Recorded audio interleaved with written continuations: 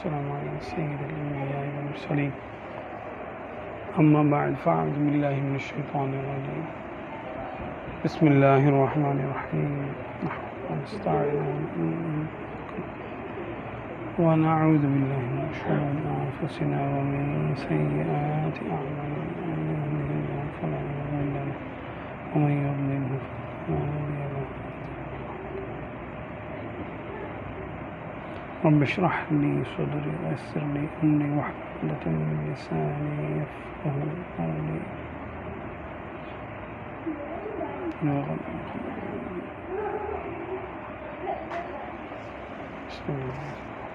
میسم حدیث مبارکہ میں آیا ہے کہ تم میں سے بہتر وہ ہے جو اپنی دنیا کو آخرت کی وجہ سے نہ چھوڑے اور نہ ہی آخرت کو دنیا کی وجہ سے چھوڑے بلکہ ان دونوں میں سے لے.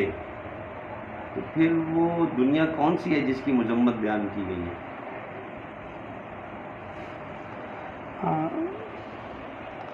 دیکھیں عاقد عالم صلی اللہ علیہ وسلم کی جو حدیث پاک ہے کہ تم میں سے کوئی شخص اپنے دنیا کی وجہ سے آخرت کو نہ چھوڑے اور آخرت کی وجہ سے دنیا کو نہ چھوڑے بلکہ دونوں کو اختیار کرے. ایسے ہی ہے وہ کہ اگر صرف آخرت اختیار کر لے ترک دنیا کر کے رہبانیت میں چلا جائے راہب بن جائے تو نہ دنیا میں کسی سے لینا نہ دینا نہ تجارت نہ معاملات نہ شادی نہ بیاہ نہ بیوی نہ بچے نہ ملک نہ ریاست نہ سیاست نہ حکومت نہ جہاد نہ واعظ نہ تبلیغ کچھ بھی نہیں. یعنی اس نے دنیا چھوڑی اس نے. دیکھیں اس سے دین بھی چھوٹ گیا. دین کے بڑے احکامات اس سے جاتے رہتے. رزق حلال کا معنی کیا ہے؟ عبادت ہے. بیوی بچوں کو حلال رزق کھلانا ان کی تربیت کرنا کیا ہے؟ ثواب ہے. امر بالمعروف نہی عن المنکر کرنا ثواب ہے. پڑوسیوں کے حقوق ادا کرنا ثواب ہے. تو اس نے دنیا چھوڑی اور آخرت اب وہ جنگل میں جا کر یا لوگوں سے ملنا جلنا بالکل چھوڑ کے ترک کر کے کون سی آخرت لے رہا ہے وہ؟ بڑے بڑے ثواب کے کام تو یہ تھے جو چھوڑ کر وہ چلا گیا. دنیا کو دنیا سمجھ کے چھوڑ دیا اور چلا گیا راہب بن گیا. محض اللہ تعالیٰ سے اس نے اپنا رابطہ قائم کر لیا. حقوق اللہ کی طرف چلا گیا اور حقوق العباد اس نے بالکل ترک کر دیا. تو یہ تو شریعت کا مطلوب نہیں ہے. دنیا آباد کرنے کا مقصد کیا تھا؟ کہ دنیا میں اللہ کے نام کی حکومت قائم ہو. وہ تو اس نے کی نہیں,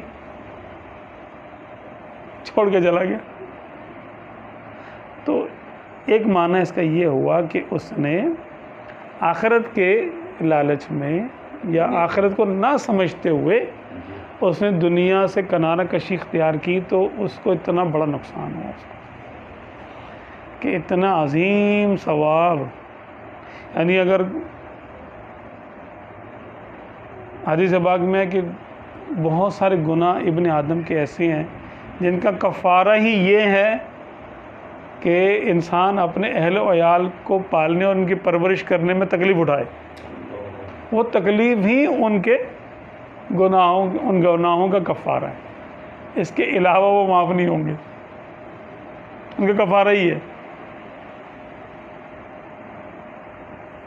اسی طرح حسن اخلاق سے دین کو پھیلانا, اللہ کے بندوں کو اللہ کے قریب لانا, یہ کتنا بڑا ثواب کا کام تھا کہ مولا علی کرم اللہ تعالیٰ وجہ الکریم کو جب آپ صلی اللہ علیہ وسلم نے خیبر کی طرف بھیجا تھا تو فرمایا تھا کہ اے علی پہلے ان کو اسلام کی دعوت دینا کہ اگر تمہارے کہے سے کوئی ایک شخص بھی ہدایت پر آ جائے تو تمہارے لیے سرخ اونٹوں کے ملنے سے بہتر ہے. یعنی بڑی سعادت کی بات ہے, نفع کا سودا بڑا.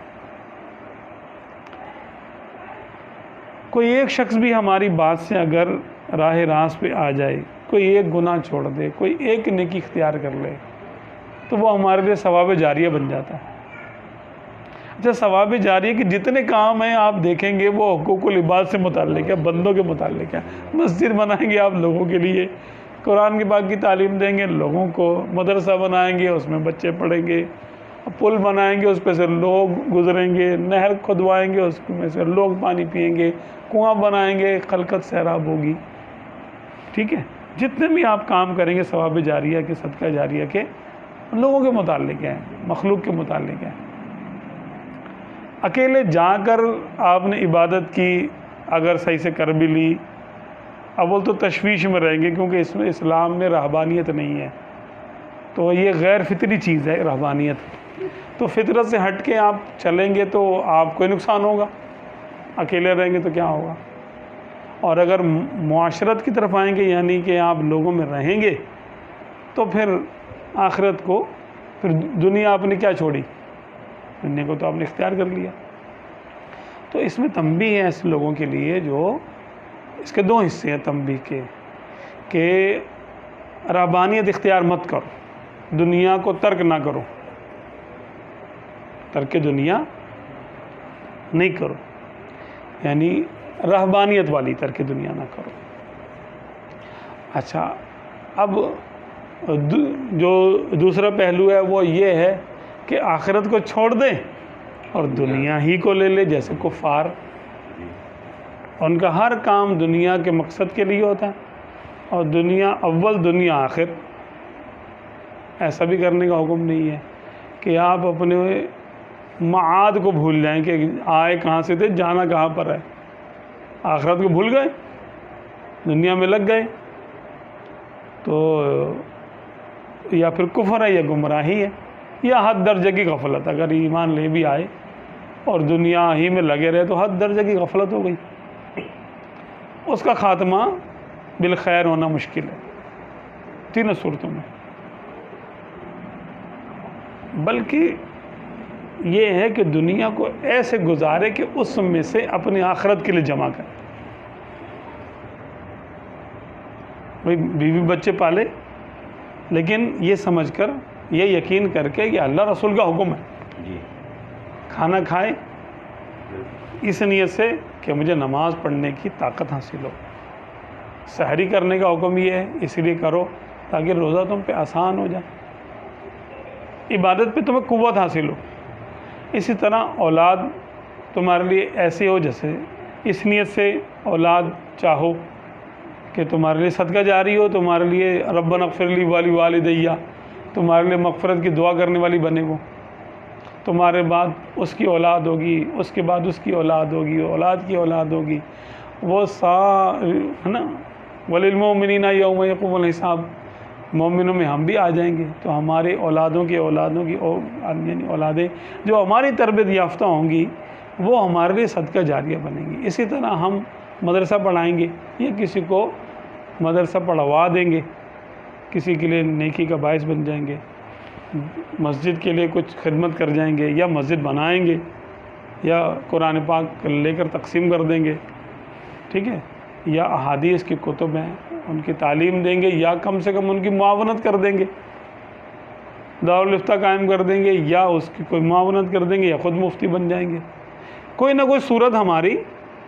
اچھا، کما رہے ہیں ہم اس سے دنیا بھی ساتھ میں، ہر کام کی تنخواہ ہے، دارالفتہ میں بیٹھنے کی بھی تنخواہ ہے، نمازوں میں پابندی سے آنے کے وقت کا اجارہ ہوتا ہے، اس کی تنخواہ ہے، ٹھیک ہے۔ اسی طرح اگر کوئی حکمران بن جائے مسلمانوں کے امور کا، خلیفہ نہ بھی ہو، سلطان ہو، خلافت اگر وہ یعنی خلیفہ ہوتا ہے تو وہ بھی تنخواہ لے سکتا ہے کہ مسلمانوں کے معاملات وہ چلا رہا ہے، تو اپنی واجبی سی تنخواہ وہ لے سکتا ہے جس میں کرپشن نہ ہو، ایمانداری سے، وہ بھی ایک اس کی اجرت ہے، لیکن اس کا بھی اس کو ثواب ہے۔ کتنا بڑا دنیا دار ہے کہ بادشاہ ہے، وہ خلیفہ ہے، لیکن کیونکہ اس کو سنت کے مطابق وہ کر رہا ہے، تو اتنا بڑا حکمران ہونے کے باوجود، اتنا بڑا دنیا دار ہونے کے باوجود وہ دیندار ہے وہ دیندار ہے، کہ سنت پہ چل رہا ہے، کہ وہ دیندار ہے۔ تو 20 بچوں والا ہے تو دنیا دار ہوا، لیکن ساتھ میں اگر اس کی نیت اچھی ہے تو وہ دیندار بھی ہو گیا. ٹھیک ہے. اسی طرح وہ کاروبار کر رہا ہے، رزق حلال کما رہا ہے، تو وہ دنیا دار ہونے کے باوجود دیندار بھی ہو گیا، کیونکہ حدیث پاک میں ہے کہ سچ بولنے والا تاجر قیامت کے دن نبیوں کے ساتھ ہوگا. سبحان اللہ، واہ، سچ بولنے والا، حالانکہ وہ تاجر ہے، تاجر ہی دنیا دار ہوتا ہے نا، بزنس مین. بالکل، دنیا دار کی جب ہم لفظ بولتے ہیں تو ہمارے ذہن میں آتا ہے ہیوج، یعنی جو ہے نا کوئی اس کی وہ ہو ٹائکون ہو، پورا وہ بزنس مین ہو، بہت بڑا بزنس ٹائکون ہو. اگر وہ سچ بول کے بنا ہے نبیوں کے ساتھ ہوگا قیامت کے دن. سبحان اللہ. تو دنیا دار ہیں لیکن وہ دیندار بھی ہے ساتھ کوئی میں. چلہ نہیں کیا، کوئی وظیفہ نہیں کیا، کوئی اور چلہ وظیفہ نہیں سچ کیا، بول رہا ہے نبیوں کے ساتھ. صرف سچ بولا اس نے اپنی تجارت کے دوران کہ بھائی یہ چیز ایسی ہے، اتنے میں دوں گا، اتنے کی پڑی ہے اور اتنے کی، کوئی ہیلے بہانے چکر بازی نہیں کرتا، سیدھا سیدھا بولتا ہے اور نفع اٹھاتا ہے، کبھی کبھی نقصان بھی اٹھا لیتا ہے، کوئی مسئلہ نہیں. اگر وہ کوئی ہنر مند ہے تو لوگوں کے کام کرتا ہے اور لوگوں سے اجرت لیتا ہے. درزی ہے، پونچھی ہے، پلمبر ہے، کوئی یعنی الیکٹریشین ہے، انجینئر ہے، پائلٹ ہے، فوجی ہے، سرحدوں کی حفاظت کرتا ہے، اپنی جان بھی دیتا ہے، شہادت بھی پاتا ہے، اور اپنے بچوں کے لیے تنخواہ بھی لے کے آتا ہے، سہولتیں بھی لے کے آتا ہے. تو اگر اس کی نیت اچھی ہے تو یہی دنیا اس کے لیے دین ہے. اسی کا حکم ہے اسی بات. کہ اپنی دنیا کو نظر انداز نہ کرو، اس دنیا میں سے اپنی آخرت بناؤ. سمجھ لو یہ جیسے ہم لوگ یہاں سے جاتے ہیں کمائی کے لیے، بیرون ملک جاتے ہیں نا، کمائی کے لیے جاتے ہیں، تو وہاں سے ظاہر سی بات ہے وہاں کی کمائی خود بھی کھاتے ہیں تھوڑی بہت، اور کچھ یہاں بھی بھیجتے ہیں. ایسا ہے نا. پہلے تو دبئی جاتے تھے، اب پتہ نہیں کہاں جاتے ہیں، کہاں جاتے ہیں. تو وہاں جاتے ہیں، وہاں نوکری کرتے ہیں، لیکن ذہن یہ ہوتا ہے یار کچھ کما کے گھر بھیجنا ہے مجھے، اپنی اصل کو نہیں بھولتے. وہاں پہ بھی رہتے ہیں، کھانا وانا کھاتے ہیں، شادیاں بھی کر لیتے ہیں، بعض اوقات سب کچھ کر لیتے ہیں، لیکن اپنے گھر والوں کو، بہن بھائیوں کو اکثر لوگ نہیں بھولتے، اور یہاں رقمیں جو ہے نا بھجواتے ہیں بڑی بڑی. یہی چیز ہمارے دین کے لیے اور دنیا کے لیے اور آخرت کے لیے ہونی چاہیے کہ ہم دنیا میں آئے ہیں اللہ کو راضی کرنے کے لیے، تاکہ ہماری آخرت اللہ کی رضا میں گزرے. تو دنیا میں ہم اس کی مرضی کے مطابق چلیں. تو بہتر یہ ہے کہ ہم دونوں میں سے اپنا حصہ لیں، یعنی دنیا کو استعمال کرے آخرت کے لیے، تو آخرت بھی مل گئی اور دنیا تو مل ہی گئی. تو یہ وہ ہوا کہ آپ صلی اللہ علیہ وسلم کے فرمان کے مطابق دونوں ہاتھوں میں لڈو آ گئے ہمارے لیے، کہ دنیا میں سے کچھ چھوٹا نہیں اور آخرت میں سے کچھ گیا نہیں. تو وہ سمجھدار ہوا نا. تو حدیث پاک میں اسی کی طرف اشارہ. یہ مذمت پھر دنیا کی جاتی ہے. دنیا کی مذمت یہ ہے کہ اگر کوئی شخص صرف دنیا کے کو اپنا مقصد بنا لے. اچھا، چیز وہی ہے، لیکن اگر صرف اس نے دنیا کا مقصد بنا لیا تو اب یہ دنیا اس کی آڑ بن جائے گی اس کے لیے آخرت سے. میں اسی طرح وہ کہا جاتا ہے کہ دنیا کی حقیقت ایک فرق کے برابر بھی نہیں ہے. ہاں، اللہ تعالیٰ کے نزدیک اس کی اتنی اہمیت نہیں ہے، وہ فرق نہیں ہے. تو اسی دنیا سے تو اتنا فائدہ اٹھایا جا رہا ہے. ہاں، اللہ کے بارگاہ یعنی اللہ کی بارگاہ میں دنیا کی اور معافیہ کی کیا اہمیت ہو سکتی ہے اللہ کی بارگاہ میں. اور اگر وہ اللہ کی مرضی کے مطابق ہے تو پھر حکم کے مطابق ہے، حکم کے مطابق ہے تو اس کو پروٹوکول ملے گا جس کا حکم ہے. کیونکہ ہم حکم کو مان رہے ہیں تو حکم کو ماننے کا پروٹوکول الگ ہے. تو پھر یہ دنیا وہ دنیا نہیں ہے. مومن کی دنیا اور ہے اور کافر کی دنیا اور ہے. مومن کھانا کھا رہا ہے ایک ہی ہوٹل میں بیٹھ کر ایک ہی ٹیبل پہ، اور کافر بھی اپنی پلیٹ میں سے کھا رہی ہے، اپنی پلیٹ میں سے کھا رہا ہے، ایک ہی کھانا آیا ہوا ہے. مومن کا کھانا کیونکہ اس کی نیت اچھی ہوگی اس کے لیے ثواب ہے، اور کافر کا کھانا اس کے لیے وبال ہے، کیونکہ کافر کھانے یعنی کافر کے کھانے سے اس کے کفر میں اضافہ ہی ہو رہا ہے، اور مومن کے کھانے سے مومن کھائے گا، بسم اللہ پڑھے گا، شکر کرے گا، اس کا ایمان مضبوط ہو رہا ہے کہ مجھے اللہ نے دیا، اور اس نے ایک کافر نے ایک اور کھانا غفلت میں کھا لیا، تو غفلت کے ساتھ کھانے سے مزید غفلت پیدا ہو رہی ہے۔ مزید غفلت پیدا ہو۔ تو مومن کی دنیا اور ہے، کافر کی دنیا اور ہے۔ یا اسی طرح جب کچھ لوگ روزی کمانے کے لیے بیرون ملک جاتے ہیں، مقصد یہ ہوتا ہے کہ اچھا پیسہ کما لیں گے تاکہ بیوی بچے یا گھر والے جو ہے نا ذرا سکون سے رہیں گے، کیونکہ یہاں کمائیں گے تو وہ پیسہ نہیں آئے گا، وہاں ذرا زیادہ پیسہ آ جائے گا۔ اب بھی وہ شخص یہی چاہ رہا ہے کہ میرے بیوی بچے، میرے گھر والے جو میرے پیچھے ہیں سکون سے رہیں، اس نیت سے وہ جاتا ہے۔ اور پھر یہ کہا جائے کہ جناب کیا خدا یہاں نہیں ہے؟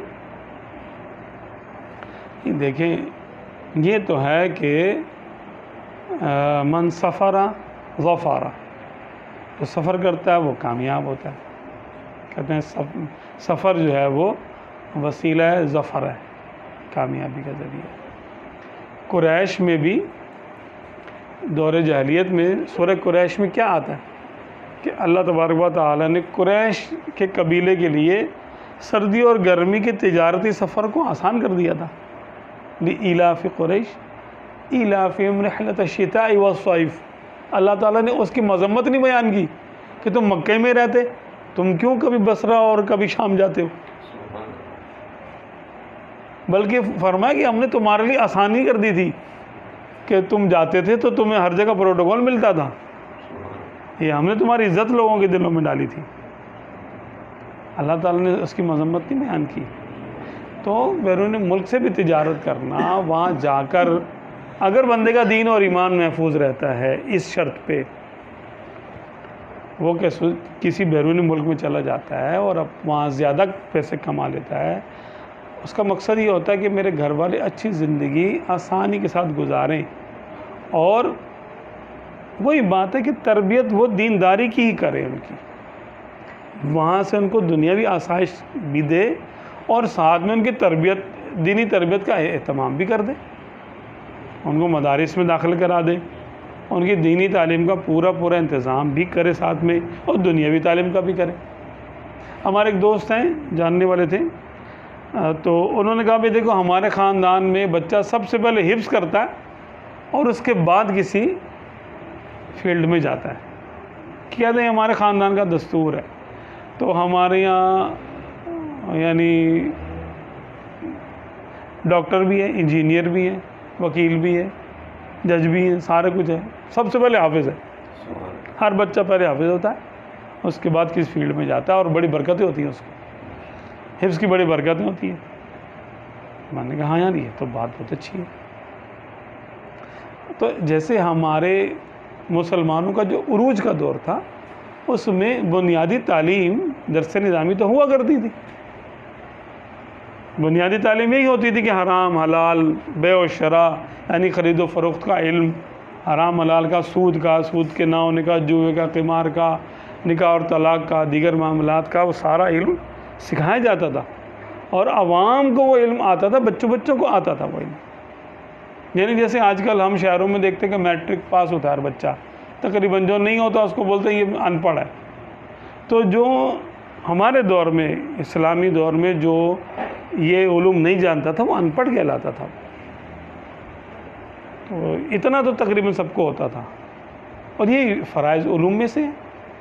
اب وہ بڑے بڑے تاجر بھی ہوتے تھے ہمارے اس میں، دنیا کو چلانے والے حکمران ہوتے تھے، لیکن وہ دین کا علم ان کو پورا ہوتا تھا، دین کے علم سے بے بہرا نہیں ہوا کرتے تھے، دین کے علم کو وہ سیکھ کر ساتھ میں دنیا اپنی دین کے علم کی روشنی میں دنیا کو کماتے تھے اور دنیا کو گزارتے تھے۔ اور یہی ایک مومن سے مقصود ہے اور اس کا حسن ہے کہ وہ اپنے معاملات کو دنیا ہی کے حوالے نہ کر دے، بس کہ کیا کہیں احباب، کیا کاریں نمایاں کر گئے، میٹرک کیا، بی اے کیا، نوکر ہوئے، پھر مر گئے، پینشن ملی اور مر گئے، پینشن بھی چلو مل گئی تو پھر مر گئے. اور مر گئے. تو یعنی کیا معنی ہوا؟ تو یہ تو بے مقصد زندگی ہو گئی. بے مقصد زندگی تو بے مقصد ہی ہے، ظاہر سی بات ہے. اور اتنا اہم کام کہ ہم آسمانوں سے، عالم ارواح سے اس تاریک سیارے میں بھیجے گئے ہیں. کس لیے؟ صرف زندہ رہنے کے لیے. تو جانور بھی زندہ ہے. یا کہ اللہ تبارک و تعالیٰ کی عبادت کرنے کے لیے، اس کی معرفت حاصل کرنے کے لیے، اپنے آپ کو جنت کا اہل ثابت کرنے کے لیے، یا اپنے آپ کو رؤیت کا، حب الہی کا اہل ثابت کرنے کے لیے ہم یہاں پر بھیجے گئے ہیں. اور ایک دفعہ آ گئے، اب دوبارہ نہیں ہم لوگ آئیں گے اس دنیا میں. یہ موقع جو ہمیں 20 25 30 40 50 60 70 سال کا ملتا ہے، یہ دوبارہ نہیں ملنے والا کبھی بھی. عالم ارواح میں تم ہزاروں سال سے تھے، اور اب یہاں سے جانے کے بعد ہزاروں سال عالم ارواح میں رہ سکتے ہیں،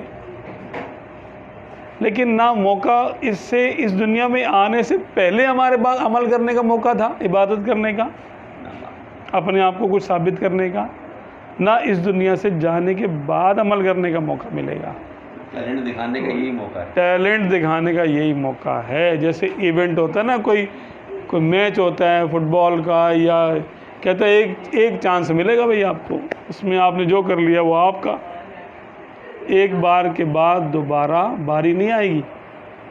تو جس کو یہ سمجھ میں آ گیا، اس کے لیے ٹائم تھوڑا ہے اور مقابلہ سخت ہے. اور جس کو یہ نہیں ہے، وہ پھر اپنا وقت ضائع کرتے رہتے بیچارہ، ہر کام میں، ادھر ادھر کے کاموں میں وہ ٹائم اپنا کل کرتا ہے. ٹائم اس کا گزرتا نہیں ہے تو وہ گزارتا ہے کسی طریقے سے ٹائم. الامان والحفظ. یہ آپ نے فرمایا کہ وہ شخص کہ جو بیرون ملک جا رہا ہے کمانے کے لیے، ہم یہ کہتے ہیں اس کو کہ کیا خدا یہاں نہیں ہے، کیا رب یہاں نہیں ہے؟ تو آپ نے فرمایا نہیں، اگر وہ اچھے روزے کے لیے جا رہا ہے تو ٹھیک ہے، اس کو 20 بچوں کے لیے. جو سلوک کی راہ طے کر رہا ہے، جو سالک ہے، اس کے پاس اگر 2 آپشن آتے ہیں کہ تو یہاں رہے گا تو تجھے کم پیسے ملیں گے، تو بیرون ملک جائے گا تو تجھے زیادہ پیسے ملیں گے. تو اب وہ سالک کیا کرے؟ لیکن سالک تو ہوتا ہے تربیت میں، اور تربیت کرنے والا اپنا فیصلہ خود نہیں کر سکتا. وہ تو اپنے شیخ سے پوچھے گا کہ میں کیا کروں. جو تربیت حاصل کر رہا ہے وہ اپنے پیر و مرشد سے پوچھے گا کہ میں کیا کروں، کہاں جاؤں. اگر وہ کہتے ہیں کہ جاؤ تم کماؤ، تو اس کے لیے اجازت، ٹھیک ہے. اگر کوئی حقیقی معنوں میں پیر کامل کے ہاتھ پر بیعت ہے تو پھر ان کا فرمان اس کے لیے کافی ہے. پھر وہی کرے جو وہ کہہ رہے. پرسنل کنڈیشن ہے اس کے لیے کہ ہر ایک کے لیے. اچھا، بعض اوقات یہ ہوتا ہے کہ سالکین کو دیکھا جاتا ہے کہ ان میں سے کچھ ایسے ہیں کہ جو آگے بڑھنے والے نہیں ہیں، صلاحیت نہیں ہے. یہ زیادہ سے زیادہ گئے تو ابرار تک چلے جائیں گے، اصحاب یمین تک چلے جائیں گے. سابقون اولون میں شامل نہیں ہو سکتے یہ لوگ. یعنی اہل محبت نہیں ہے، اہل ریاضت ہے. تو ریاضت تو کہیں پہ بھی رہ کے کر لے گا. صحیح. پھر اس کو بھیج دیا جائے گا. تو اس کے لیے پھر ترک وغیرہ کی اتنی حاجت نہیں ہے، یعنی دنیا کو چھوڑنے کی اور یہ سارے معاملات، قربانیاں دینے کی. قربانیوں میں تو پھر یہ آئے گا کہ وہ اس کی دنیا تلخ ہو جائے گی. اہل محبت کی دنیا تلخ ہوتی ہے، اور اہل ریاضت کی آسان ہو سکتی ہے. ریاضت کر رہا ہے، اتنے نفل پڑھ رہا ہے، تجارت بھی کر رہا ہے، بھی بچے بھی پال رہا ہے، دونوں ہاتھوں میں لڈو ہیں، پیسے بھی کما رہا ہے، نیکیاں بھی کما رہا ہے، کما بھی رہا ہے، خرچ بھی کر رہا ہے. کچھ چھوڑ نہیں رہا. اور اہل محبت میں پھر بلائیں آتی ہیں، یعنی آزمائشیں آتی ہیں، کبھی کوئی نقصان، کبھی کوئی نقصان، کبھی کوئی نقصان، کبھی، کیونکہ وہ صبر کے ساتھ ہے. اس میں بیماری بھی آئے گی، اولاد کی طرف سے بھی ہوگا، بیوی بچوں کی طرف سے ہوگا، محلے والوں کی طرف سے ہوگا، شہر والوں کی طرف سے ہوگا، تکالیف آئیں گی. ان تکلیفوں پر وہ صبر کرے گا سلوک کے دوران، تو وہ پھر آگے بڑھ جائے گا، وہ سابقون میں آ جائے گا، اپنی حیثیت کے مطابق سبقت کرنے والوں میں وہ شامل ہو جائے گا. تو پھر اس کے لیے حکم الگ ہوگا. اس کی زندگی اتنی آسان نہیں ہوگی جتنی کہ اہل ریاضت کی ہوگی، کہ وہ ریاضت کرتے ہیں تو ٹھیک ہے، عبادت بھی کریں گے، ریاضت بھی کریں گے اور نفع بھی اٹھائیں گے. ادھر نفع کچھ نہیں ہے، ترک ہی ترک ہے اور قربانی ہے. یہ تا وقت ہے کہ موت آ جائے. بھائی دیکھیں نا، آپ صلی اللہ علیہ وسلم نے جو اسلام کی دعوت دی، صحابہ کرام کو حکومت کب حاصل ہوئی دنیا کی؟ حضرت سیدنا عمر فاروق اعظم رضی اللہ عنہ کے زمانے میں. وہ بھی کثیر جنگوں کے بعد کئی ہزار مسلمان شہید ہوئے، صحابہ اور تابعین سمیت. پھر مسلمان سپر پاور بنے. اس سے پہلے کا جو عرصہ ہے وہ حضرت سیدنا ابوبکر صدیق رضی اللہ عنہ کے ایمان لانے کے بعد سے لے کر 40 صحابہ کرام ایمان لے کر آئے. پھر دوسرے شیب ابی طالب ہوا ہے نا، آپ صلی اللہ علیہ وسلم اور رفقا 3 سال تک ایک گھاٹی میں محصور رہے. قربانیاں ہی قربانی. مکی دور ہے 13 سال کا، قربانیوں سے لبریز ہے. کسی کو کوئی تکلیف دی جا رہی ہے، کسی صحابی کو کچھ تکلیف دی جا رہی ہے. ایک صحابی رضی اللہ عنہ کوئی کے بارے میں آتا ہے کہ ان کا مالک ان کو حضرت خباب بن الارت، آپ کے بارے میں آتا ہے کہ آپ کو کوئلوں پہ لٹا دیتا تھا، یعنی انگاروں پر. آپ کا مالک انگاروں پر لٹا دیتا تھا، تو وہ انگارے آپ کے خون اور چربی سے بجھ جایا کرتے تھے. ایک مرتبہ حضرت یہ قمیض اتار کے بیٹھے ہوئے تھے، حضرت عمر فاروق رضی اللہ عنہ وہاں تشریف لائے اور دیکھا کہ خباب یہ کیا ہے؟ تو انہوں نے کہا کہ عمر یہ اس وقت کی بات ہے جب تم ننگی تلوار لے کر اسلام کے خلاف جو ہے وہ چلا کرتے تھے، اور ہمارا یہ حال تھا کہ ہمیں لٹایا کرتے تھے اس طریقے سے انگاروں کے اوپر. اسی طرح کسی کو بند کر کے مارتے تھے. تشدد بہت تھا یعنی مسلمانوں کے اوپر. آپ صلی اللہ علیہ وسلم پر ایک دفعہ اونٹ کی اوجڑی ڈال دی تھی نا،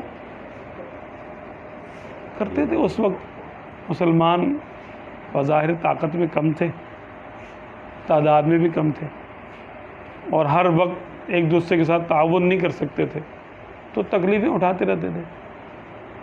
تو انہوں نے دنیا میں سے کیا پایا اسلام لانے کی؟ ہم تو کہتے ہیں یہ وظیفہ ہم پڑھ لیں تو برکت ظاہر ہو جائے. ان کا نام بابرکت ہے. ان کو کون سی دنیا حاصل ہو گئی؟ ان کی تو دنیا ختم ہو گئی، بس پیسے بھی چلے گئے. ایک صحابی کے بارے میں آتا ہے کہ وہ شہزادے تھے اپنے قبیلے کے، اور ان کا قبیلہ بڑا اچھا تھا. باپ پکا کافر تھا، تو باپ کو بڑا غصہ ہے. اس نے بولا یہ میرے بیٹے نے کیا کیا؟ ان کو مارا پیٹا، ان کے کپڑے اتارے اور ان کو نیم مردہ حالت میں ویرانے میں پھینک کے چلا گیا. دفعہ نہیں، یہاں سے مجھے کچھ نہیں چاہیے تھا، کوئی میری اولاد نہیں ہے. اب انہوں نے اپنے جسم پہ کیچڑ ملی تاکہ کچھ پردہ تو ہو جائے. کیچڑ مری، کچھ پردہ ہوا تو پھر کسی نے ان کو ایک چادر دی، وہ چادر باندھ کے یہ ہجرت کر کے تم مدینے آئے اور اصحاب صفا میں شامل ہو گئے. ہجرت 450 کلومیٹر ہے، پیدل چلنا 450 کلومیٹر، تپتی بھی دھوپ میں، اور لٹیروں کا خوف، اور راستے کا پتہ نہیں کدھر جانا کدھر نہیں جانا. ابھی تو ہم جاتے ہیں نا مکے سے مدینے جاتے ہیں تو بالکل فراٹے بڑھتی گاڑیوں میں جاتے ہیں، تب بھی بیٹھے بیٹھے تھک جاتے ہیں 3-4 گھنٹے 5 گھنٹے میں. پھر 1-8 گھنٹے بعد رکتی ہے گاڑی تو تھوڑا پاؤں سیدھے کرنے کے لیے باہر ٹہلتے ہیں، چلو وضو کر لیا، نماز پڑھ لی، چائے پی لی. 15 سے 20 دن 25 دن مہینہ لگتا تھا سفر میں. یعنی کوئی چیز آسان تھی ہی نہیں. اسلام لانا یہ تھا کہ آپ نے اپنی گردن میں پھندا ڈال دیا دنیاوی تکالیف کا، ان کے نزدیک اس سے کم نہیں تھا، اتنی تکلیفیں آتی تھی اسلام لاتے ہی. تو ان کو کیا ملا اسلام لا کر دنیا میں سے؟ السابقون السابقون، وہ سبقت کرنے والے سبقت کر گئے. اولئک المقربون، وہی مقربین ہیں.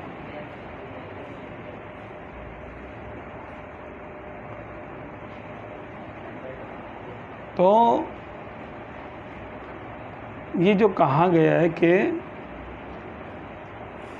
دنیا داری، اللہ تبارک و تعالیٰ کو وہ دنیا ناپسند ہے جو دین کی راہ میں آڑ بنے، اور وہ دنیا ناپسند نہیں ہے جو دین کی راہ میں معاونت کرے. جو پیسہ آپ کو حج کرا دے، جس سے آپ حاجی ہو جائیں، جس سے آپ غازی ہو جائیں، تلوار خرید کے جہاد میں چلے، یا کسی جہاد کرنے والے کو تلوار لے کے دے دیں، گن لے کے دے دیں، فنڈ دے دیں جہاد فنڈ میں، مسجد بنا دیں، مدرسہ بنا دیں، حافظ بنا دیں، قاری بنا دیں، شادی کر لیں کروا دیں. ٹھیک ہے. تو اس طرح یہ دولت اچھی ہے، محمود ہے. یہ دنیا نہیں ہے اصل میں، یہ دین ہے. اس کا وہی حکم ہے جو دین کا حکم ہے، جو عبادت کا حکم ہے وہی اس پیسے کا حکم ہے. کیوں کہ سبب کا اپنا کوئی نام نہیں ہوتا، نیت کے ماتحت ہوتا ہے سبب. اگر نیت اچھی ہے، منزل اچھی ہے، تو اس کے اسباب بھی اچھے ہیں سارے جو اس تک پہنچا دے. ٹھیک ہے. تو اللہ کی رضا کو پانے کے لیے آپ جو خرچہ کریں، کمائیں گے تو خرچہ کریں گے نا، کمائیں گے تو خرچہ کہاں سے کریں گے؟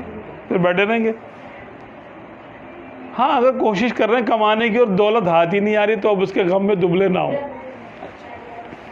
ہاں یہ بات ہے کہ آپ کے لیے اور ہمارے لیے سمجھ لیں کہ اللہ تعالیٰ نے ہمارے لیے یہ زندگی پسند کی ہے، غربت کی. اب شکوہ نہیں کریں. بس اگلا یہ سوال. ہاں پھر وہ مطمئن اگر میرا کام تھا یہ محنت کرنا، میں نے کی، اب نہیں ہو رہا تو میں کیا کروں؟ میں نے محنت کی، دولت مند بننے کی، جیسے سب لوگ کرتے ہیں.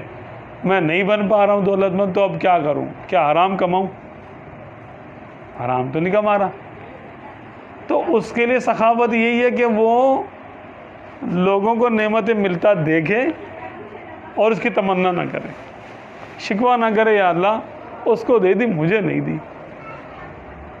تمنا تو کرے گا، نہیں کرے گا. اس کو دنیا دے دی مجھے نہیں دی، اس کی تمنا تھوڑی کرے گا.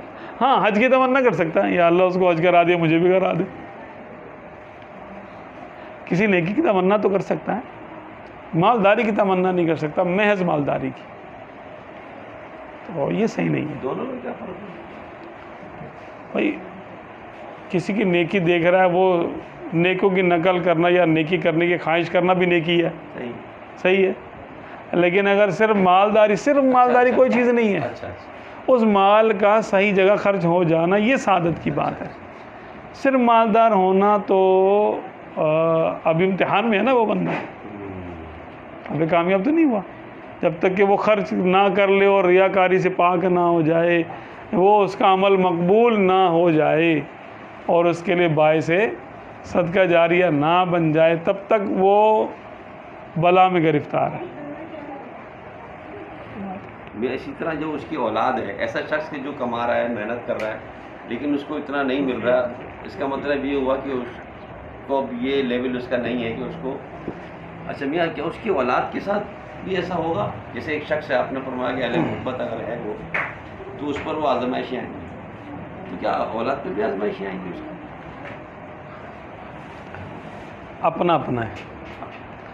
اگر دیکھیں قسمت میں تو جو اولاد کی ہے وہ اولاد کو ملے گی، قسمت تو اولاد کی، اولاد کے ساتھ ہے نا۔ اگر آپ اہل محبت ہیں تو آپ کے لیے اولاد کے احوال آزمائش بن سکتے ہیں، یعنی اولاد کا نافرمان ہونا بھی آزمائش بن سکتا ہے، اولاد کا غریب ہونا بھی، اللہ نہ کرے بیمار ہونا بھی، اور کسی ناپسندیدہ چیز میں مبتلا ہو جانا آپ کے لیے آزمائش کا باعث بن سکتا ہے۔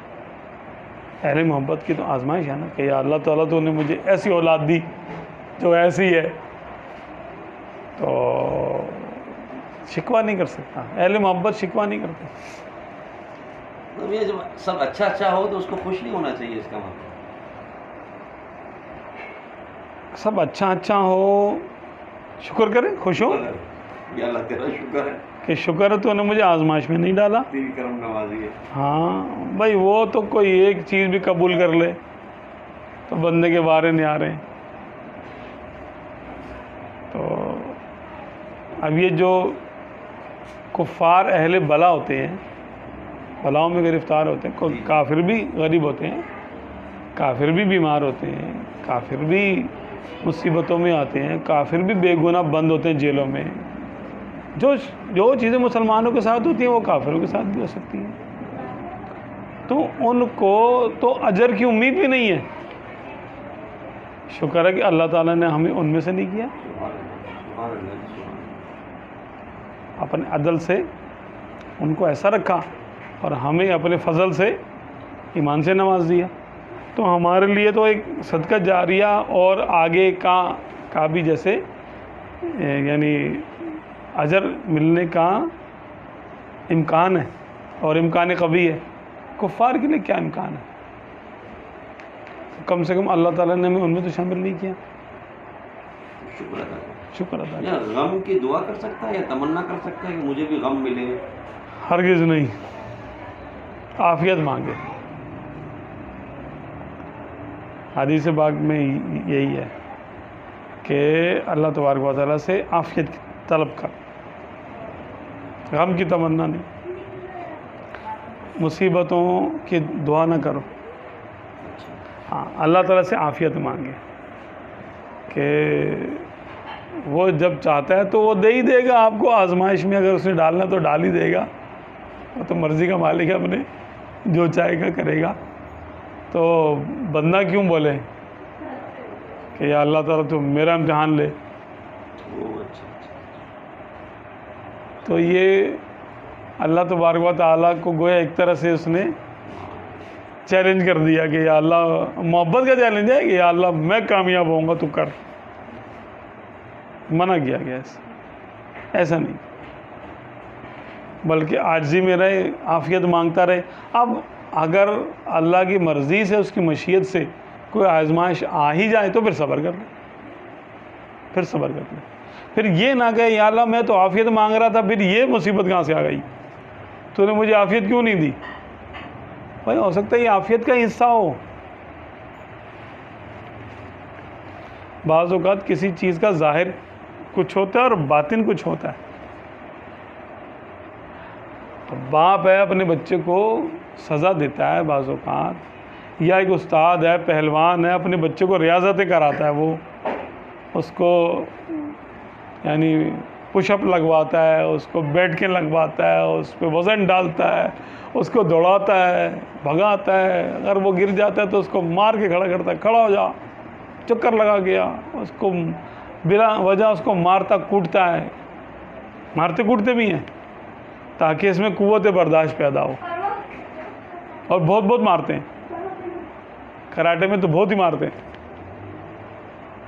اپنے شاگردوں کو بلا وجہ کھڑا کر کے بولیں گے، 3-4 کو بولیں گے اس کو کوٹو پکڑ کے، اب ایک آگے سے پیچھے سے دائیں سے بائیں سے وہ مار رہے ہیں، وہ ہونٹ بھی پھٹ رہا ہے، کان پہ بھی لگ رہی ہے، ٹانگ پہ بھی لگ رہی ہے، زخمی بھی ہو جاتے ہیں اس میں سیکھنے والا۔ وہ یہ نہیں کہتا استاد یہ آپ نے کیا کیا، بلکہ فیس بھی دیتا ہے، اپنا علاج الگ کرائے گا، ٹکور کرے گا، اس میں بام لگائے گا، سب کچھ کرے گا کہ بھائی نہیں میرا اس میں فائدہ ہے۔ پھر جب وہ چیمپئن شپ کے لیے جائے گا تو جیت کے آئے گا، پھر بولے گا ہاں مجھے استاد نے نا صحیح بنا دیا تھا، تو مجھے تو سامنے والے کی تو فائٹ کا مجھے کچھ ہوا ہی نہیں۔ کہتے ہیں نا کہ ٹرین ہارڈ فائٹ ایزی، کہ سخت تربیت لو تو آسانی سے لڑو گے، ٹرین ہارڈ فائٹ ایزی۔ تو یہ دنیا کے تو ہمیں سمجھ میں آتا ہے کہ دنیا نقد و نقدی ہے نا، کہ ابھی کیا تو اس کا نتیجہ سامنے آ گیا۔ آخرت اصل میں غیب کی بات ہے۔ تو اللہ تبارک و تعالی جب ہمیں مصیبت میں ڈالتا ہے اور آزمائش میں ڈالتا ہے اور تکلیف میں ڈالتا ہے، تو یہاں ہمیں حکم یہ ہے کہ اللہ کے نبی صلی اللہ علیہ وسلم کی زبان مبارک پہ بھروسہ کریں کہ وہاں جو بشارتیں آئی ہیں نا کہ اہل بلا کے لیے وہ کچھ ملے گا ان کو، کہ جب ان کو اجر مل رہا ہوگا تو عافیت والے تمنا کریں گے کاش ہماری ہم پہ بھی یہ مصیبتیں آتی دنیا میں، اور یہاں تک ہے کہ ہماری کھالیں کینچیوں سے کاٹی جاتی تاکہ ہمیں یہاں اجر ملتا جو ان کو مل رہا ہے آج۔ تو ان بلاؤں کا ظاہر جلال ہے لیکن ان کا باطن جمال ہے، یعنی نتیجہ جمال ہے اس کا۔ اور کفار پہ جو نعمتیں ہیں ان کا ظاہر جمال ہے، بھائی جتنے مرضی وہ کفر کر لیں ان کے قحط نہیں آتا، زنا کر لیں، ہمارے یہاں تو ہے نا مسلمانوں میں بھئی یہ کرو گے تو یہ عذاب آئے گا، اور آتا بھی ہے، یہ والا گناہ کرو گے تو یہ ہوگا، یہ والا گناہ کرو گے تو یہ ہوگا۔ کفار پہ نہیں آتے عذاب باوجود کفر کے۔ وہ کیا ہے؟ وہ ہے کہ ظاہر میں جمال ہے، نتیجہ جلال ہے، کہ ان میں جو نیکی ان سے ہو جاتی ہے کفار سے، کیونکہ وہ اللہ کے حکم کے مطابق تو ہوتی نہیں ہے لیکن ہوتی نیکی ہے، اس کا جتنا اجر بنتا ہے اللہ دنیا میں ان کو دے دیتا ہے۔ اور مسلمان گناہ جو کرتے ہیں ان کا جتنا عذاب بنتا ہے اس کا کفارہ یہاں پہ دنیا میں سزا دے کے پورا کر دیا جائے۔ ان کے کفر کا لحاظ ہے کہ وہ نیکی کرتے ہیں لیکن کیونکہ کافر ہیں تو آخرت میں ان کا حصہ نہیں رکھا گیا، اللہ کا فیصلہ ہے یہ، تو ان کے نیکی کا اجر کفار کا یہی مل جائے گا۔ اور مسلمانوں کے کلمے کا لحاظ ہے کہ یہ جو گناہ کریں گے نیکی کا اجر تو ان کو یہاں مل ہی نہیں سکتا پورا، کیونکہ ایک مرتبہ سبحان اللہ کہنے کا ثواب بھی جنت کا درخت ہے جو یہاں نہیں لگایا جا سکتا، تو باقی کس عمل کا ثواب اس کو ملے گا دنیا میں؟ نہیں مل سکتا نا، پورا اجر مومن کو نہیں دیا جا سکتا یہاں پر ایک نیکی کا بھی۔ تو اس لیے اس کے نیکیاں اٹھا کے رکھ لی جاتی ہیں آخرت کے دن کے لیے، اور گناہ اس کے یہاں پر معاف کرنے کے لیے اس پر تکلیفیں اور مصیبتیں ڈال دی جاتی ہیں، تاکہ یہ جب قیامت کے دن کھڑا ہو تو اس پر کوئی گناہ نہ ہو۔ حدیث پاک میں یوں بھی آتا ہے کہ میری امت میں سے بہت سے افراد، یعنی میری امت جب قبروں میں داخل ہوگی تو گناہگار ہوگی، اور قیامت کے دن جب اٹھے گی تو گناہوں سے پاک ہوگی۔ کیوں؟ کہ جتنا عرصے وہ قبر میں رہیں گے مومن ان کے لیے دعائیں کرتے ہوں گے، ربنا اغفر لی ولی والدی وللمؤمنین، یا اللہ ہمیں بخش دے، ہمارے ماں باپ کو بخش دے اور مومنوں کو بخش دے. تو ان کی دعاؤں کے صدقے میں اللہ تعالیٰ ان کے جو قبر میں جا چکے ہیں ان کے گناہ کو بھی معاف کر دے گا. کچھ کو عذاب قبر کے ذریعے بھی معافی ہو جائے گی، کچھ کو موت کے وقت سختی کے ساتھ نمٹا دیا جائے گا کہ موت کے وقت سختی ہو گئی اور اس کے گناہ معاف ہو گئے. کچھ کو دنیا میں تنگ دستی دے دی جائے گی، کچھ کو تنگ دستی کے ساتھ ساتھ بیماری بھی دے دی جائے گی، کچھ کو بیماری کے ساتھ اولاد کی نافرمانی بھی دے دی جائے گی. یعنی ہر طریقے سے اس کو پاک کیا جائے گا، اس کو جس کو اللہ تعالیٰ نے بخشنا ہے قیامت کے دن. اس کی بخشش کا سلسلہ یہاں سے شروع ہو جائے گا، پہلے دن سے یہ سلسلہ چلے گا.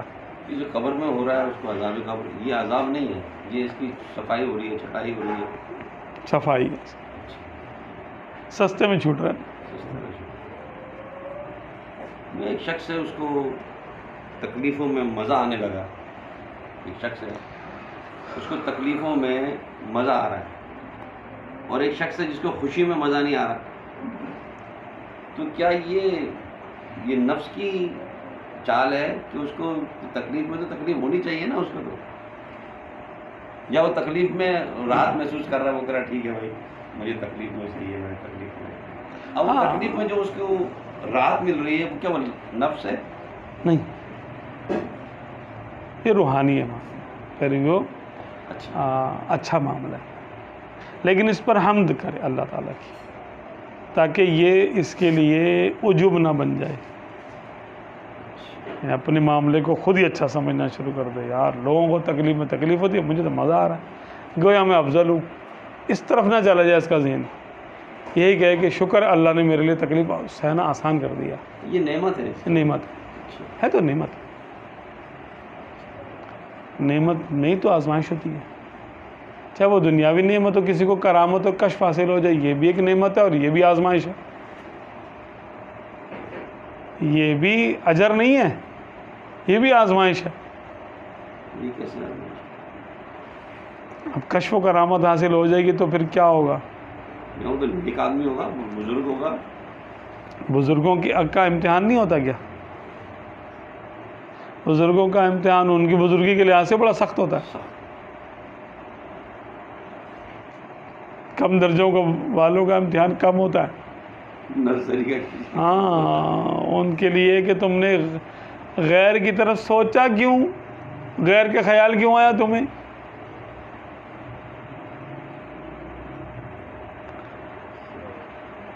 غالباً سیدنا باعث بستامی رحمۃ اللہ علیہ کے برزخ کا واقعہ، ان کے انتقال کے بعد، کہ ان کو کسی نے دیکھا کہ یہ جو ہے نا کہہ رہے، یعنی اللہ تبارک و تعالیٰ نے ان سے پوچھا کہ اے باعث تم نے فلاں دن شرک کیوں کیا؟ ان کو یہاں میرے مولا میں نے شرک نہیں کیا. میں نے کب شرک کیا؟ کون سا شرک ہے جو تو بیان کر رہا؟ میں تو نہیں سمجھتا کہ میں نے شرک کیا ہو کوئی ایسا، لیکن اگر ہے تو مجھے بتا کون سا شرک کیا میں نے. فرمایا کہ تو نے فلاں دن دال کھائی تھی، تیرے پیٹ میں درد ہو گیا، تو نے کہا تھا کہ میں نے دال کھائی ہے تو میرے پیٹ میں درد ہو گیا. تو نے ہم سے علاوہ بھی کسی کو نفع نقصان کا مالک سمجھ لیا. چنے کی دال کو تو نے نفع نقصان کا مالک سمجھ لیا. ان کا معاملہ ایسا شدید ہوتا ہے. اب ہم ہر وقت کہتے رہتے ہیں ہمارا ایسا پکڑ کا معاملہ نہیں ہے. ٹھنڈا پی لیا تو گلے آ گئے، ہاں پانی ٹھنڈا پی لیا گلے آ گئے، نزلہ ہو گیا، میں فلاں کام کے یہ ہو گیا. ہم چیزوں پہ قیاس کر رہے ہوتے ہیں. ہم اللہ تعالیٰ کا ذکر نہیں کرتے بیچ میں کہ اللہ کے حکم سے یہ ہو گیا، اللہ کے حکم سے یہ ہو گیا. ٹھیک ہے، تو وہاں ان کی پکڑ ہو گئی. وہ پکڑ لیکن محبت والی پکڑ ہے، عام آدمی والی پکڑ نہیں ہے. صحیح. ہاں یہ بات بھی ہے. تو وہ شرک بھی وہ محبت والا شرک ہے، یہ والا شرک نہیں ہے. شرک فقہی نہیں ہے، وہ شرعی شرک نہیں ہے، وہ محبت والا شرک ہے. تم نے یہ ایسا کر لیا تو وہ پیار محبت کی باتیں ہیں، لیکن ان کے لیے یہی بہت ہے کہ محبوب روٹھ نہ جائے گئی، تو ان کا معاملہ الگ ہے۔ یہ ابدیت، بندہ ہونا، تو اس کی صفات کیا ہوں گی کہ کیسے پتہ چلے گا کہ یہ بندہ ہے؟ یا کوئی شخص چاہتا ہے کہ میں بندہ، کیونکہ آپ نے ایک نشست میں فرمایا تھا کہ حضور علیہ الصلوۃ والسلام کو یہ چیز بہت زیادہ پسند تھی، ابدیت، حضور یہ آپ نے فرمایا تھا، ابدیت کو آپ نے فرمایا تھا بہت اچھی سے اچھی، اعلیٰ سے اعلیٰ قسم ہے۔ تو یہ اس بندے کو کیسے پتہ چلے گا کہ یہ بندے کے اوصاف ہیں، میں یہ کام کروں گا تو میں بندہ بن جاؤں گا؟ دیکھیں، بندہ جو ہے اپنی حقیقت کو پہچان لے تو وہ بندہ ہو جاتا ہے۔ بندے کی حقیقت کیا ہے؟ کہ وہ کچھ نہیں ہے،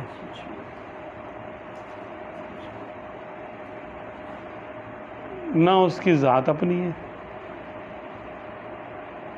یعنی وہ خود سے نہیں بنا، اس کو مالک نے بنایا، نہ اس کی صفات اپنی ہے، پھر ذات ہی اپنی نہیں ہے تو صفات کہاں سے اپنی آئیں گی؟ نہ اس کے افعال اس کے اپنے، یہ بھی کسی کی مشیت کے، کسی کے کیا رب کی مشیت کے ماتحت ہے، تو وہ کسی چیز کا کریڈٹ نہیں لے گا۔ بندہ کسی بھی چیز کا کریڈٹ نہیں لے گا، کسی بھی چیز پر اپنی ملک ثابت نہیں کرے گا، یہ میں اس کا مالک ہوں، کیونکہ بندہ ہوتا، مالک کب ہوتا ہے؟ وہ مالک نہیں ہوتا، مالکوں کی صفت سے وہ باہر آ جائے گا اور بندگی کی صفت میں آ جائے گا۔ حسن البصری رحمۃ اللہ علیہ نے غلام خریدا تو آپ نے پوچھا، اے لڑکے تیرا نام کیا ہے؟ اس نے بولا، حضرت غلام کا کوئی نام نہیں ہوتا، جو آقا رکھ دے وہ نام ہے۔ آپ نے پوچھا، اچھا تم کھاتے کیا ہو پھر؟ بولا، میں اپنی مرضی سے تو کھاتے نہیں، جو مالک کھلائے گا وہ کھا لوں، جو وہ پلائے گا وہ پی لوں گا۔ میں پہنوں گی کیا؟ بولے، جو آپ پلا دیں گے، جو پہنا دیں گے وہ پہن لوں گا۔ رہو گے کہاں پر؟ بولے، جہاں پر رکھیں گے۔ تو آپ نے فرمایا، لوگوں غلام ہونا اس سے سیکھو، یعنی بندہ ہونا اس سے سیکھو، بندہ ہونا اس سے سیکھو، کہ اپنی کوئی پسند ناپسند نہیں ہے، کوئی مرضی نہیں ہے۔ ہم تو مانگ رہے ہوتے، یا اللہ یہ دے دے، یا اللہ وہ دے دے، بالکل ایسا بات ہے کہ ہم تو مانگ رہے ہوتے ہیں۔ تو دیکھیں نا کہ یہ خاصوں کے معاملات ہیں، بندگی کی انتہا تو خواص کے لیے ہے نا۔ عام آدمی تو اس کو اتنی تمیز نہیں ہو سکتی، جو خواص کے لیے معمول کی بات ہے۔ آپ بندے کی باتیں سمجھ میں نہیں آئیں گی، وہ بولے یار پتہ نہیں کیا باتیں کر رہے تھے۔ کسی چیز کا مالک ہونا یا مالک نہ ہونا یہی سمجھ میں نہیں آئے گا۔ ہر بندہ کہتا ہے بھائی یہ چیز میری ہے، یہ فلاں کی ہے، یہ اس کی ہے، اس کی مالک ہونے کا دعویٰ کرتا ہے۔ اب بندہ مالک کب ہو سکتا ہے؟ وہ اپنی ملک عارضی کو کہتا ہے بس میں مالک ہوں اس کا، حالانکہ عارضی ملک اصلی ملک کے مقابلے میں کچھ بھی نہیں ہے۔ اصلی مالک کون ہے؟ مالک رب تعالیٰ، اللہ تعالیٰ مالک ہے سب کا۔ تو بندہ یہ پہچانتا ہے کہ میں مالک نہیں ہوں۔ چلیں ایک چھوٹی سی بات پہ لے لیں، مالک نہیں ہوں میں۔ اب اگر اس کی کسی چیز کی چوری ہو گئی، مثال کے طور پہ بھینس ہے اس کے گھر میں، وہ چوری ہو گئی،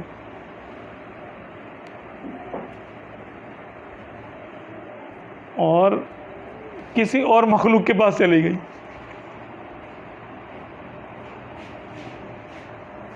تو کیا ملک تبدیل ہو گئی؟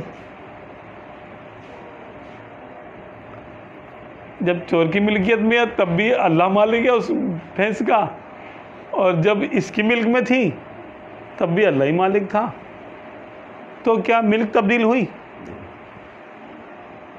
تو تبدیل نہیں ہوئی۔ بندہ یہ سمجھتا ہے کہ بھائی میری چیز نہیں تھی، اس کی چیز تھی، اس نے کسی اور کو دے دی، میں کیا کروں، چور پہ میرا کوئی حق نہیں ہے۔ یہ بہت مشکل کام ہے، یہ والا کام مشکل ہے، نہیں یہ بڑا مشکل کام ہے۔ ہمارا موبائل کوئی چوری کر لے اور چھین کے لے جائے، چھین کے لے جائے، ہم تو اس کو اگر ہاتھ میں گن ہو تو ہم شوٹ کر دیں اس کو، وہ کہے گا بھائی تجھے چاہیے تھا تو مجھے پہلے بتا تھا، یہ لے پکڑ لے جا، میری کوئی تھوڑی ہے، مالک کی ہے، اور ملک ہونے میں، مخلوق ہونے میں تو اور میں دونوں برابر ہیں، تو تو لے جا۔ یہ بندگی ہو گئی کہ اپنی ملک کو بندے نے اپنی ملک منقطع کر دی، یعنی منقطع کیا کر دی، سمجھ گیا کہ میں کسی چیز کا مالک نہیں ہوں، تو کسی چیز کے گمنے پہ، چوری ہونے پہ کوئی تشویش نہیں ہوگی۔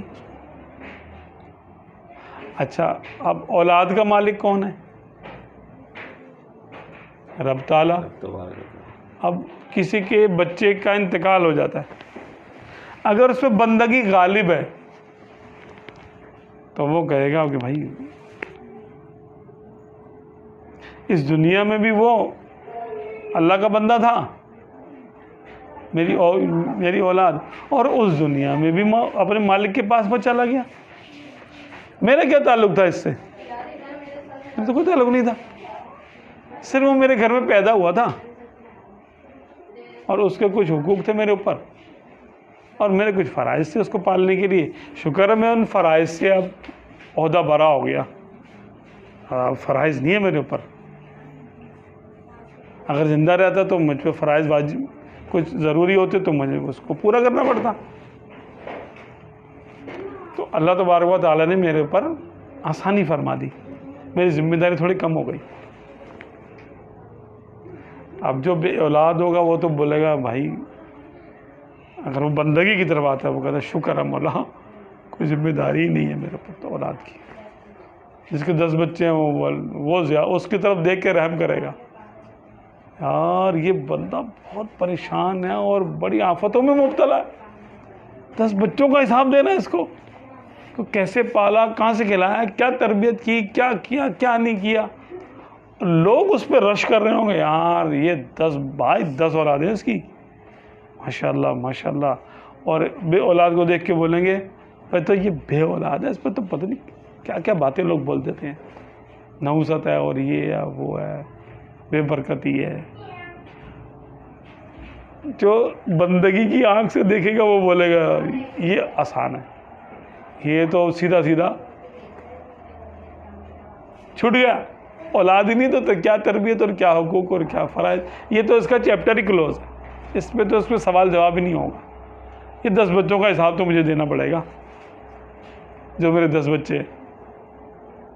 تو دیکھیں نا ان کی سوچ کا زاویہ کتنا مختلف ہوتا ہے،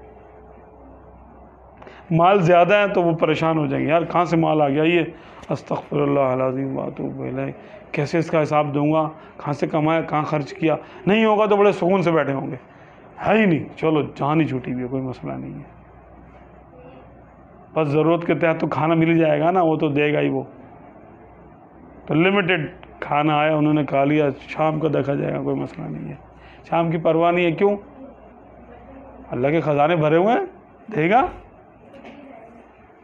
نہیں میری ملک میں ہو تو میرے ملک میں ہونا بیکار ہے نا، اگر وہ نہ چاہے تو میں اپنی ملک میں رکھ کے کھا لوں گا، تب بھی نہیں کھا سکتا چاہے میری ملک میں ہی ہو، اللہ چاہے گا تو میں کھاؤں گا۔ تو ان کا ہر وقت ایک کیفیت ان پہ طاری ہوتی ہے بندگی کی۔ آپ صلی اللہ علیہ وسلم کے پاس کچھ دینار آ گئے، تقسیم کر دیے، صحابہ کرام عشاء کی نماز کے لیے آپ صلی اللہ علیہ وسلم تشریف لائے، مصلی پہ کھڑے ہوئے، اقامت ہو چکی تھی، آپ صلی اللہ علیہ وسلم ایک دم مصلی چھوڑا، ابھی نماز شروع نہیں کی، اور حجرہ انور میں تشریف لے گئے، تو تھوڑی دیر کے بعد باہر تشریف لائے، جماعت کرے، صحابہ کرام نے عرض کی سرکاری ہم سمجھے نہیں آج کا کیا معاملہ ہوا، یہ کچھ ارشاد فرمائیے. فرمایا کہ کچھ درہم کچھ دینار تقسیم کرنے سے رہ گئے تھے، تو محمد صلی اللہ علیہ وسلم کی چھت کے نیچے سونا رات نہیں گزار سکتا. میں نے کہا اس کو نکال دو، اس کو دینا دو، اس کو. تو اس کی تقسیم کرنے کا حکم دے کر آیا ہوں.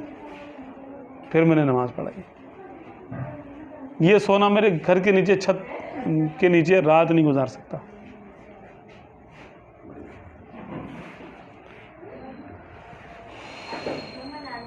کوئی یہ دعا کرے گا اللہم احیینی مسکینا و امتنی مسکینا، یا اللہ مجھے مسکینوں میں زندہ رکھ، مسکینوں میں موت دے.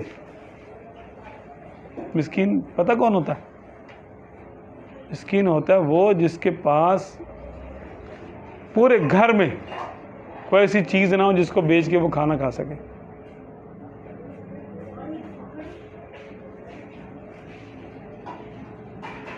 یا تو کپڑے بھی اپنے نہ ہوں، کسی کے ہوں عاریتاً پہنے ہوئے، کسی سے لے کے پہن لیے، اور گھر میں کھانے کو نہیں ہے اور ایسی چیز بھی نہیں ہے جس کو بیچ کے کھانا خرید کے کھا سکے. وہ مسکین ہوتا ہے. ایک وقت کا بھی نہ ہو،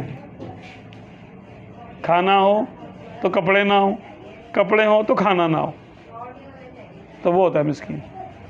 آپ صلی اللہ علیہ وسلم یہ دعا کیا کرتے ہیں، یا اللہ مجھے مسکین زندہ رکھ، مجھے مسکینوں میں موت دے، اور مجھے قیامت کے دن مسکینوں کے زمرے میں اٹھا.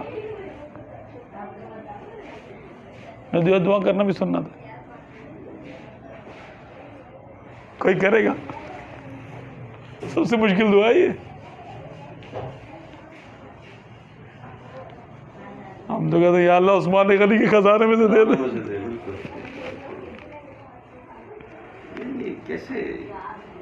بھائی کوئی سرکار صلی اللہ علیہ وسلم کے جیسا کیسے ہو سکتا ہے؟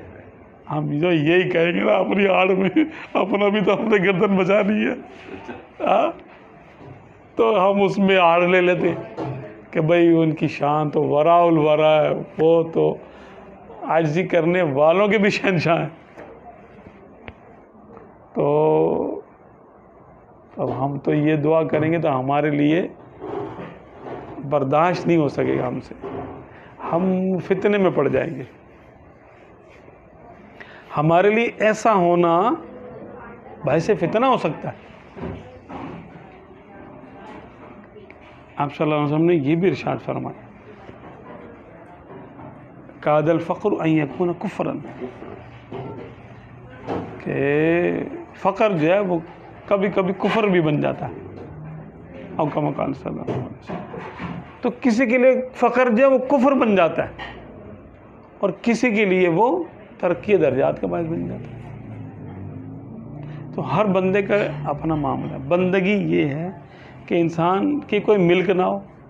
مالک تو کوئی ہے ہی نہیں نا سوائے مالک رب العزت کے. بندے کو یہ حقیقت کھل جائے کہ میں کسی چیز کا مالک نہیں ہوں، تو لاکھوں کروڑوں جیب میں رکھ کے بھی وہ مالک نہیں ہے. یہ بھی فقیر ہو گیا نا، بیٹھے بیٹھے فقیر ہو گیا، بھلے اس کے نوکر چاکر کام کر رہے ہوں، اس کے کوئی مسئلہ ہی نہیں ہے. کسی پر اپنا حق ملکیت اس نے نہیں رکھا، اگرچہ ہو اس کے پاس، اگرچہ کہ ہے، لیکن وہ کسی پر اپنی ملک نہیں سمجھتا. کہ یقین ہے کہ یہ میری ملک میں نہیں ہے، بس یہ تقدیر الہی سے میرے ماتحت کام کر رہا ہے، میں ان کا مالک نہیں ہوں. اپنی جیب میں جو چیز ہے وہ گم ہو جائے کیا پریشانی، مل جائے تو کیا پریشانی. یہی کیفیت حضور سیدنا غوث اعظم رضی اللہ عنہ پہ طاری تھی کہ جو آپ رضی اللہ تعالیٰ عنہ کو بتایا گیا کہ حضرت آپ کا جو مال تھا، وہ مال بردار جہاز جو جا رہا تھا وہ ڈوب گیا. تو آپ نے اپنے قلب مبارک پہ توجہ کی اور پھر آپ نے سر اٹھا کے بولا کہ الحمدللہ. تو لوگوں نے بولا یہ تو انا للہ پڑھنے کا موقع تھا، الحمدللہ آپ کیوں کہہ رہے ہیں؟ پھر کچھ ٹائم کے بعد نوکر آیا اور اس نے کہا حضرت وہ نہیں ہمارا مال نہیں تھا، وہ ہمارا مال تو بندرگاہ پر پہنچ گیا، ہمارا جہاز نہیں ڈوبا، وہ کسی اور کا ہوگا۔ تو آپ رضی اللہ تعالیٰ عنہ نے گردن جھکائی اور پھر اٹھا کے فرمایا الحمدللہ۔ تو لوگوں میں سے کسی نے بعد میں پوچھا کہ حضرت یہ کیا ہے؟ فرمایا کہ جب مجھے مال کے ڈوبنے کی اطلاع ملی تو میں نے دل پہ توجہ کی کہ کیا مال ڈوبنے کا ملال تو نہیں ہے؟ تو الحمدللہ ملال نہیں تھا۔ اور جب مال مجھے حاصل ہونے کا پتہ چلا تو میں نے دل میں دیکھا کہ کہیں خوشی تو نہیں آئی، تو الحمدللہ کوئی خوشی نہیں تھی۔ اب ہمارے یہاں تو اگر کسی کا تیسرے نمبر کا بھی بانڈ کھل جائے نا تو اس سے تو ٹریٹ لے لیں گے اس کے گھر والے، واہ واہ ٹریٹ دو، واہ واہ اتنی خوشی ہو رہی ہے۔ خوشی کا موقع کسی کو سمجھ میں آئے گا ہی نہیں کہ یہ خوشی کا موقع نہیں ہے۔ کوئی بولے خوشی کا موقع نہیں، بولے یار ایسے نہیں ہے خوشی کا موقع، خوشی کا موقع ہے یہ۔ اور اگر فرسٹ پرائز لگ جائے تو پھر تو اس کو چھوڑے گے نہیں اس کے رشتہ دار، بولا ہمارا بھی دو بھائی، اس میں سے ہمارا بھی حصہ نکالو کچھ نہ کچھ، یہ تو ہونا چاہیے۔ کوئی بولے گا مجھے موٹر سائیکل دے دو، کوئی کہے گا مجھے گاڑی دے دو چھوٹی سی ایک، کوئی کہے گا یار میرے کا تھوڑا قرضہ میرا اتار دو، یہ کر دو وہ کر دو۔ ہاں تم کو تو مفت میں مل گئے پیسے، خوشی کا موقع مانے گا نا اس کو، خوشی کا موقع مانے۔ ایسے 1 کروڑ آدمیوں کو اگر انعام نکلے تو کتنے فیصد ہوں گے جو اس پر بولیں گے یار کوئی کیا فائدہ، میرا مال تو ہے نہیں۔ اگر 10-15 کروڑ آ بھی گئے میرے پاس تو میرا تو مال ہے نہیں، مجھے تو کوئی خوشی نہیں ہو رہی۔ اور 10-15 کروڑ کا نقصان ہو جائے تو اس کے سمجھ لیں کہ چہرے پہ بل نہ آئے، ماتھے پہ بل نہ آئے، بولے میرا کیا گیا، جس کا مال تھا اس نے کسی اور کو دے دیا، میرا کب تھا یہ مال۔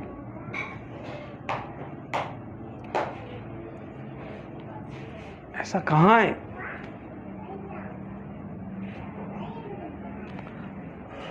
صحابہ کرام میں ایسا واقعات ہے کہ حضرت غالباً حضرت یعنی ابو طلحہ انصاری رضی اللہ عنہ جن کے بیٹے کا انتقال ہو گیا تھا، بیمار تھے، ان کے بیٹے چھوٹے، تو آپ باہر گئے ہوئے تھے جو ہے نا وہ کچھ کمانے کے لیے، بیٹے کی طبیعت خراب تھی،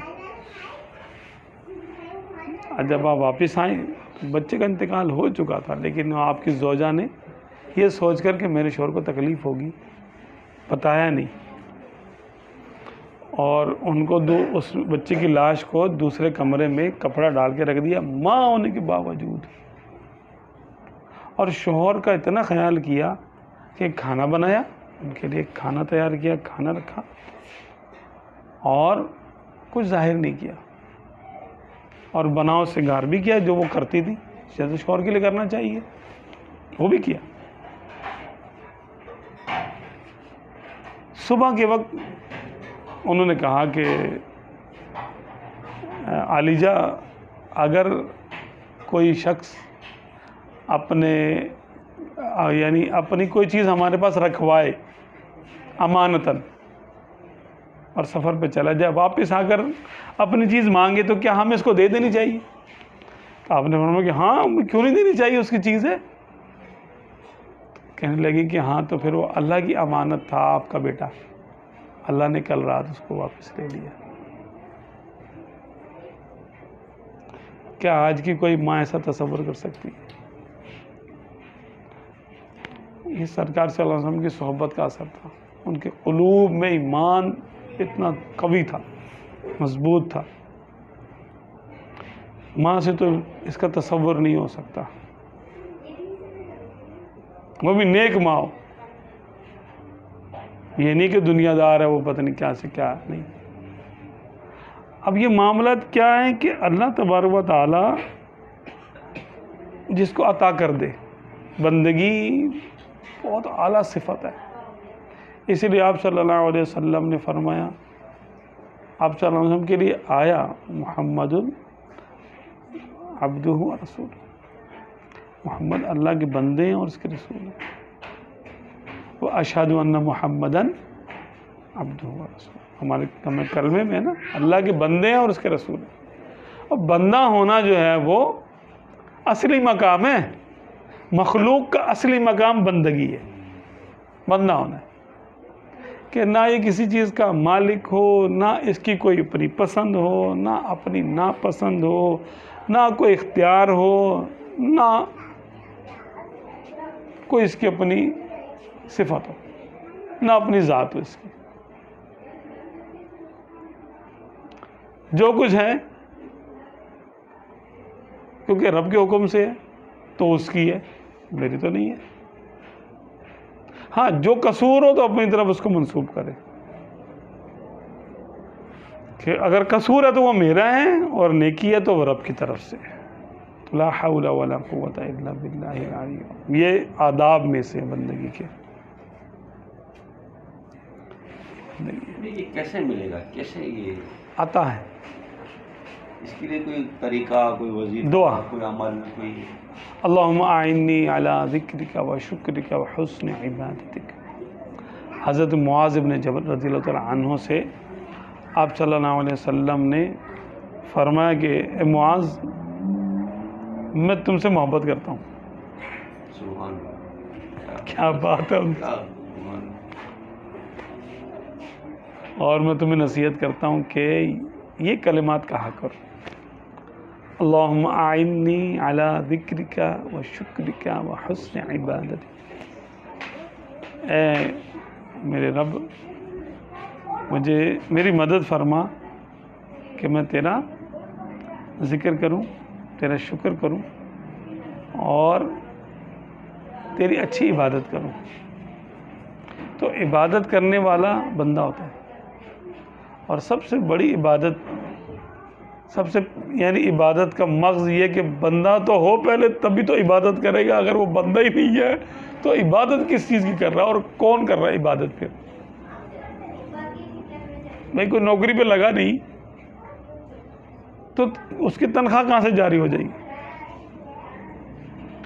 بندہ ہوگا تو اس کی عبادت مانی جائے گی نا. اگر بندگی ابھی اس پہ طاری نہیں ہوئی ہے اور کچھ نیک اعمال کرتا ہے تو حقیقت میں تو وہ عبادت نہیں ہے. حقیقت میں وہ عبادت ہی نہیں ہے، بس مثل ہے عبادت کے. اللہ تعالیٰ اپنے فضل سے وہ بھی قبول کر لیتا، چلو کوئی نہیں. تو اچھوں کے صدقے میں ان کی نقل کی وجہ سے ہم جیسوں کی بھی بظاہر عبادتیں کی بھی قبول ہو جاتی ہیں کہ ان کی نقل ہے.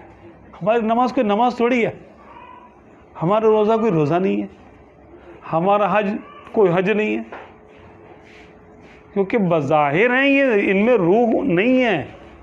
نہ نماز میں نماز کی روح ہے ہماری نماز میں، نہ ہمارے روزے میں روزے کی بو ہے، نہ ہمارے حج میں حج کا کوئی ذائقہ ہے، نہ کسی عبادت میں کسی عبادت کا شائبہ ہے. صرف نقل ہے. وہ بھی ہم بڑے فخر سے کرتے ہیں کہ نقل بھی ہو جائے. تم کہتے چلو یار شکر نقل بھی ہو جائے.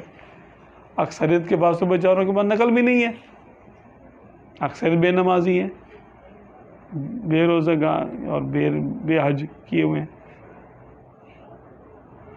تو خاص الخاص لوگ بندے ہوتے ہیں کہ اللہ تبارک و تعالیٰ نے اپنے نبیوں کے لیے ارشاد فرمایا. سلیمان علیہ السلام کے لیے فرمایا نعم العبد انہ اواب. ایوب علیہ السلام کے لیے فرمایا نعم العبد انہ اواب. اسی طرح نبیوں کے بارے میں آتا کہ وہ اچھا، کہ وہ میرا کتنا اچھا بندہ ہے جو میرے طرف رجوع کرتا تھا، مجھ سے بات کرتا. سلیمان علیہ السلام بھی حالانکہ شکر کے اعلیٰ مقام پہ تھے، آپ بادشاہ تھے پوری دنیا کے، نعمتیں. اور ایوب علیہ السلام کے بارے میں بالکل یہ کلمات ہیں، حالانکہ وہ صبر کے اعلیٰ مقام پہ تھے. تو دونوں کے لیے یہ ایک ہی جملہ ارشاد فرمایا اللہ تعالیٰ کہ وہ بھی بندے تھے، یہ بھی بندے تھے. السلام بھی اللہ کے بندے تھے، بالکل. اتنا کچھ ہونے کے باوجود ہاں۔ کہ ان کو بادشاہت ملی ہوئی ہے اور سب جگہ ہو. ایک مرتبہ آپ کا تخت اڑتا جا رہا تھا ہوا کے زور پہ، اور جنات آپ کو سایہ کیے ہوئے تھے، اور تاکہ سورج کی دھوپ آپ پہ نہ پڑے. تو آپ اپنی شان و شوکت کے ساتھ سفر کر رہے تھے ہوا کے بل پہ. تو آپ کی شان و شوکت دیکھ کر ایک کسان اپنے کھیت میں ہل چلا رہا تھا، اس نے کہا سبحان اللہ، کیا شان و شوکت ہے سلیمان علیہ السلام.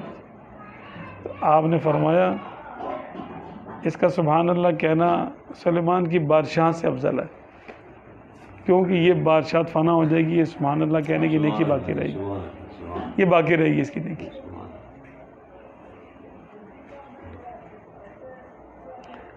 کہ وہ قیامت تک بھی ابد الآباد تک اس کا پھل کھاتا رہے گا سبحان اللہ کہنے کا.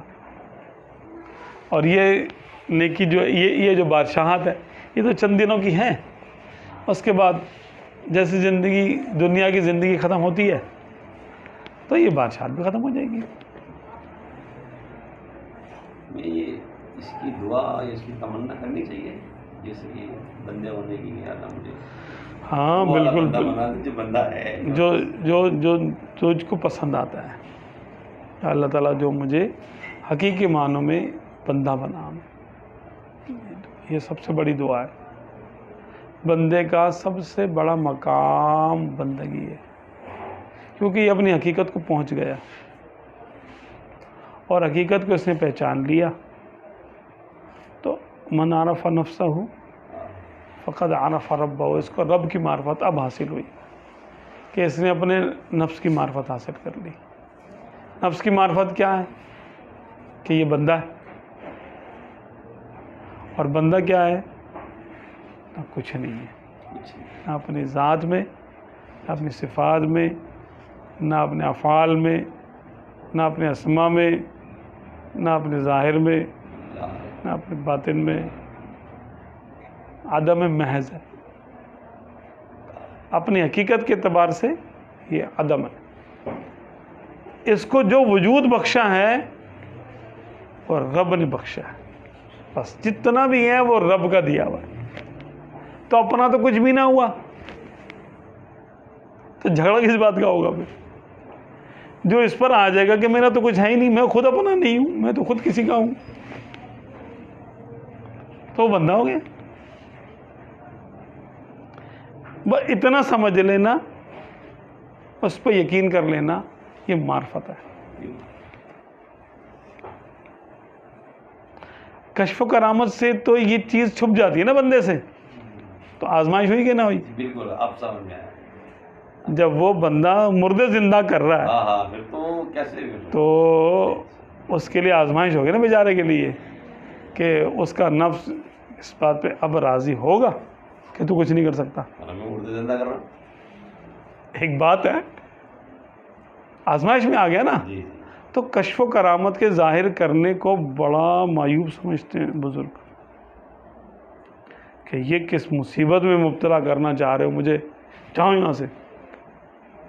لوگ بولتے ہیں حضرت آپ دعا کر دیں بارش ہو جائے، یعنی ایک پروٹوکول دے رہے ہیں. وہ کہہ رہے میں بندہ ہوں، میرے کہنے سے تو کچھ ہوتا ہی نہیں ہے. میں اس پہ رہنا چاہتا ہوں، اس یقین پہ رہنا چاہتا ہوں کہ میرے کرنے سے کچھ نہیں ہوگا. اور لوگ کہہ رہے ہیں کہ حضرت آپ دعا کریں. بولا یہ مجھے مروائیں گے. یہ لوگ اتنے عرصے کی ریاضت سے جو میں نے ایک کیفیت حاصل کی ہے بندگی کی، وہ تو ضائع ہو جائے گی ساری. اور اگر ہو گئی بارش ہو گئی تو پھر وہ بولے ان کم بختوں نے مجھے مروا دیا. بارش بھی ہو گئی، اب میں اپنے نفس کو کیسے سنبھالوں؟ اب اس کی ریاضت کرنی پڑے گی ان کو الگ سے. نفس کو تھوڑا ذلیل کرنا پڑے گا کہ تیرے کرنے سے کچھ نہیں ہوا. پھر نفس تو کیونکہ بھولا بچے کی طرح نا، تو اس کو زیادہ سمجھ نہیں آتی، اس کو بار بار لگام پہ رکھنا پڑتا ہے. اس کو لگام اور چابک، اور کبھی کبھی چارہ سامنے. یہ جانور کی مثل ہے نفس، تو فوراً بھول جاتا ہے دیکھا میں نے کیا تھا، میری دعا سے تو ہوا ہے. ہم تو کہتے ہیں اتفاقاً بھی بارش ہو جائے تو کہتے ہیں میں کل سے دعا کر رہا تھا اللہ سے. کسی کا کوئی کام ہو جائے تو کہتے ہیں یار تم میں نے آپ کے لیے مدینے میں دعا کی تھی آپ کے لیے. اب ہو گیا نا آپ کا کام, دیکھا مقام اپنے کھاتے میں لینے کی کوشش کرتے ہیں کاموں کو. اللہ نے کام کیا اور وہ بندہ اپنے ذمے لے رہا ہوتا کہ میں نے کیا. میری دعا کم سے کم دعا سے تو ہوا, کیونکہ میں نیک آدمی ہوں, اس لیے میری دعا قبول ہوتی ہے. اور دیکھ لو تم, فلاں نے میرا دل دکھایا تھا, آج دیکھ لو اس کا حال کیا ہے.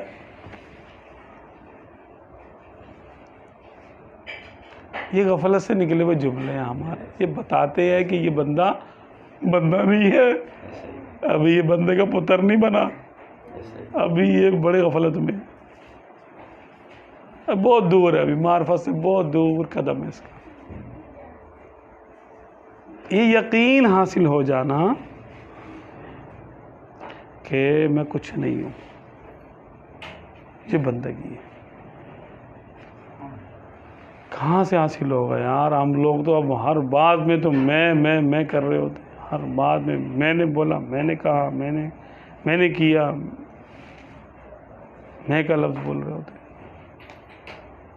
اس لیے بزرگ فرماتے ہیں کہ میں کا لفظ نہیں بولنا چاہیے زیادہ. اکثر آپ دیکھیں گے بزرگوں کے الفاظ میں کا لفظ نہیں ہوتا.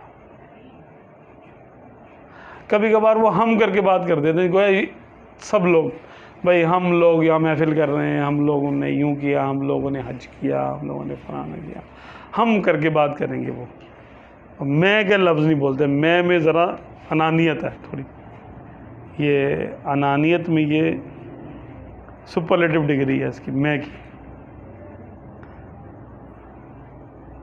تو وہ نہیں بولتے ایسے. احتیاط کرتے ہیں جہاں تک ہو سکتا ہے, میں کہنے سے بچتے ہیں. یہ عمل بالمعروف اور نہی عن المنکر, نیکی کا حکم کرنا, برائی سے بچنا, یہ قرآن میں بھی اس کی تعلیم ہے. اور یہ ہمیں بتایا گیا کہ یہ جو امت ہے یہ بقیہ امتوں سے اس لیے بھی مختلف ہے کہ یہ لوگ امر بالمعروف کریں گے اور گناہوں سے لوگوں کو بچائیں گے. میاں یہ جب ہم کام کرنے جاتے ہیں, فیلڈ میں جاتے ہیں, جب یہ کام کرتے ہیں تو بڑے برے بن جاتے ہیں. یہ تو ہماری خاصیت ہے, پھر برے کیوں ہو جاتے ہیں؟ ناسیہ مت کر نصیحت, دن میں گھبرائے, اس کو دشمن جانتا ہوں جو مجھے سمجھے, جس کو سمجھا وہ برا, وہ آگے سے جو ہے نا وہ, اب چاہے وہ سامنے والا عالم ہو یا وہ پیر صاحب ہو یا وہ بڑا ہو یا چھوٹا ہو, جس کو بھی ہم یہ سعادت حاصل کرتے ہیں وہ الٹا ہمیں ہماری حیثیت سیکھ جائے. اب یہ تو ہے, دیکھیں یہ تو انبیاء کرام کا خاصہ اور ان کی سنت ہے, اور اس راہ میں تکالیف اٹھانا بھی ان کی سنت ہے. ہاں یہ ہے کہ ادعو الی سبیل ربک بالحکمت والموعظۃ الحسنۃ, اس کا اہتمام کرنا ضروری ہے کہ اپنے رب کی طرف بلاؤ, اس کے راستے کی طرف بلاؤ, کس کے ساتھ؟ حکمت کے ساتھ اور اچھی تدبیر کے ساتھ, اچھے واعظ کے ساتھ. اب کسی کو ذلیل کر کے نیکی کروانا یا گناہ چھڑانا تو حکمت کے خلاف ہے, بلکہ قول کے ذریعے نہیں, قول کے ذریعے کم, فعل کے ذریعے زیادہ مؤثر ہوتی ہے تبلیغ. اس کی مثال آپ یوں دیکھ لیں, چھوٹی سی مثال ہے, الٹ مثال ہے, برعکس مثال ہے, سمجھنے کے لیے بتا رہا ہوں کہ جب دشمنوں کی فلم ہمارے بچوں کے سامنے چلائی جاتی ہے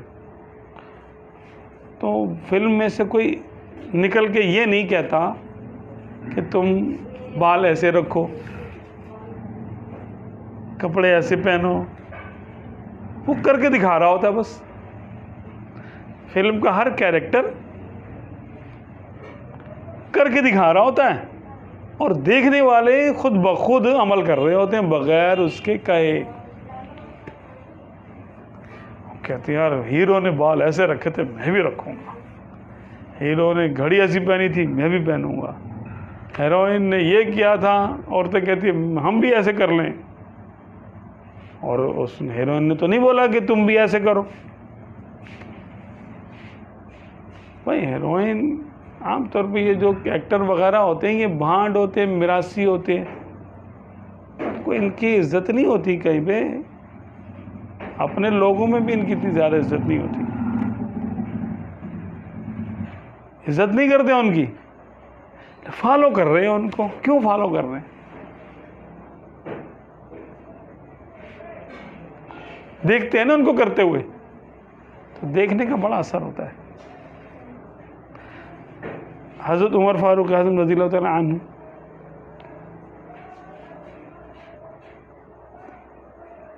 غالباً ایک بار آپ وہ بوری اپنے کاندھے پہ اٹھائے بازار سے گزر رہے تھے. تو لوگوں نے بولا کہ حضرت یہ کیا ہے؟ بولا ذرا بیت المال کا مال ہے تو میں ذرا وہاں تک پہنچا رہا تھا کسی حاجت مند تک. تو کسی نے بولا کہ حضرت خادم ہیں اور اس کے لیے لوگ رکھے ہوئے ہیں بیت المال کے, تنخواہ دار ملازم ہیں, ان کو بولیں, حکم دیں, آپ کا کام تھوڑی ہے. فرمایا کہ میں اپنے نفس کا امتحان لے رہا تھا کہ کہیں تکبر میں تو نہیں آ گیا خلیفہ بننے کے بعد. ایک موقع پہ ارشاد فرمایا کہ اے لوگوں, میں تم کو اپنے عمل کے ذریعے دین کی تعلیم دینا چاہتا ہوں, اپنے قول کے ذریعے نہیں.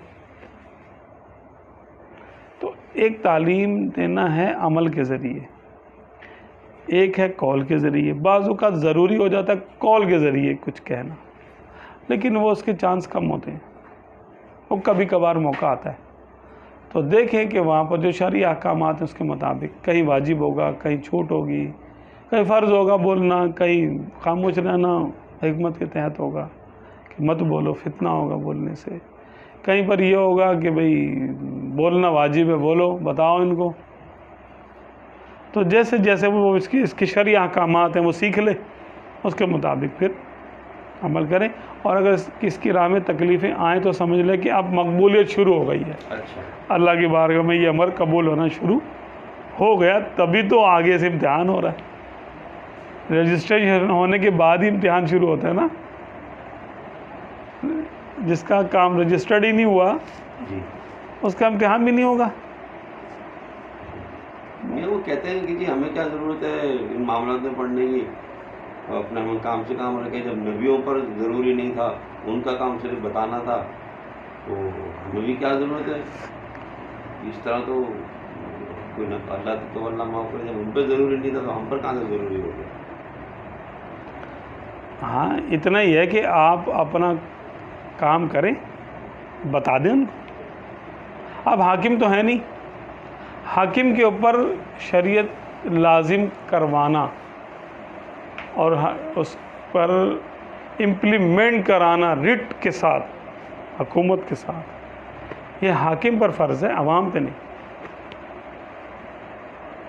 علماء پر اتنا فرض ہے کہ وہ زبان سے اور قلم سے بتا دیں کہ یہ کام صحیح نہیں ہے, یا یہ کام کرو, یا یہ کام مت کرو.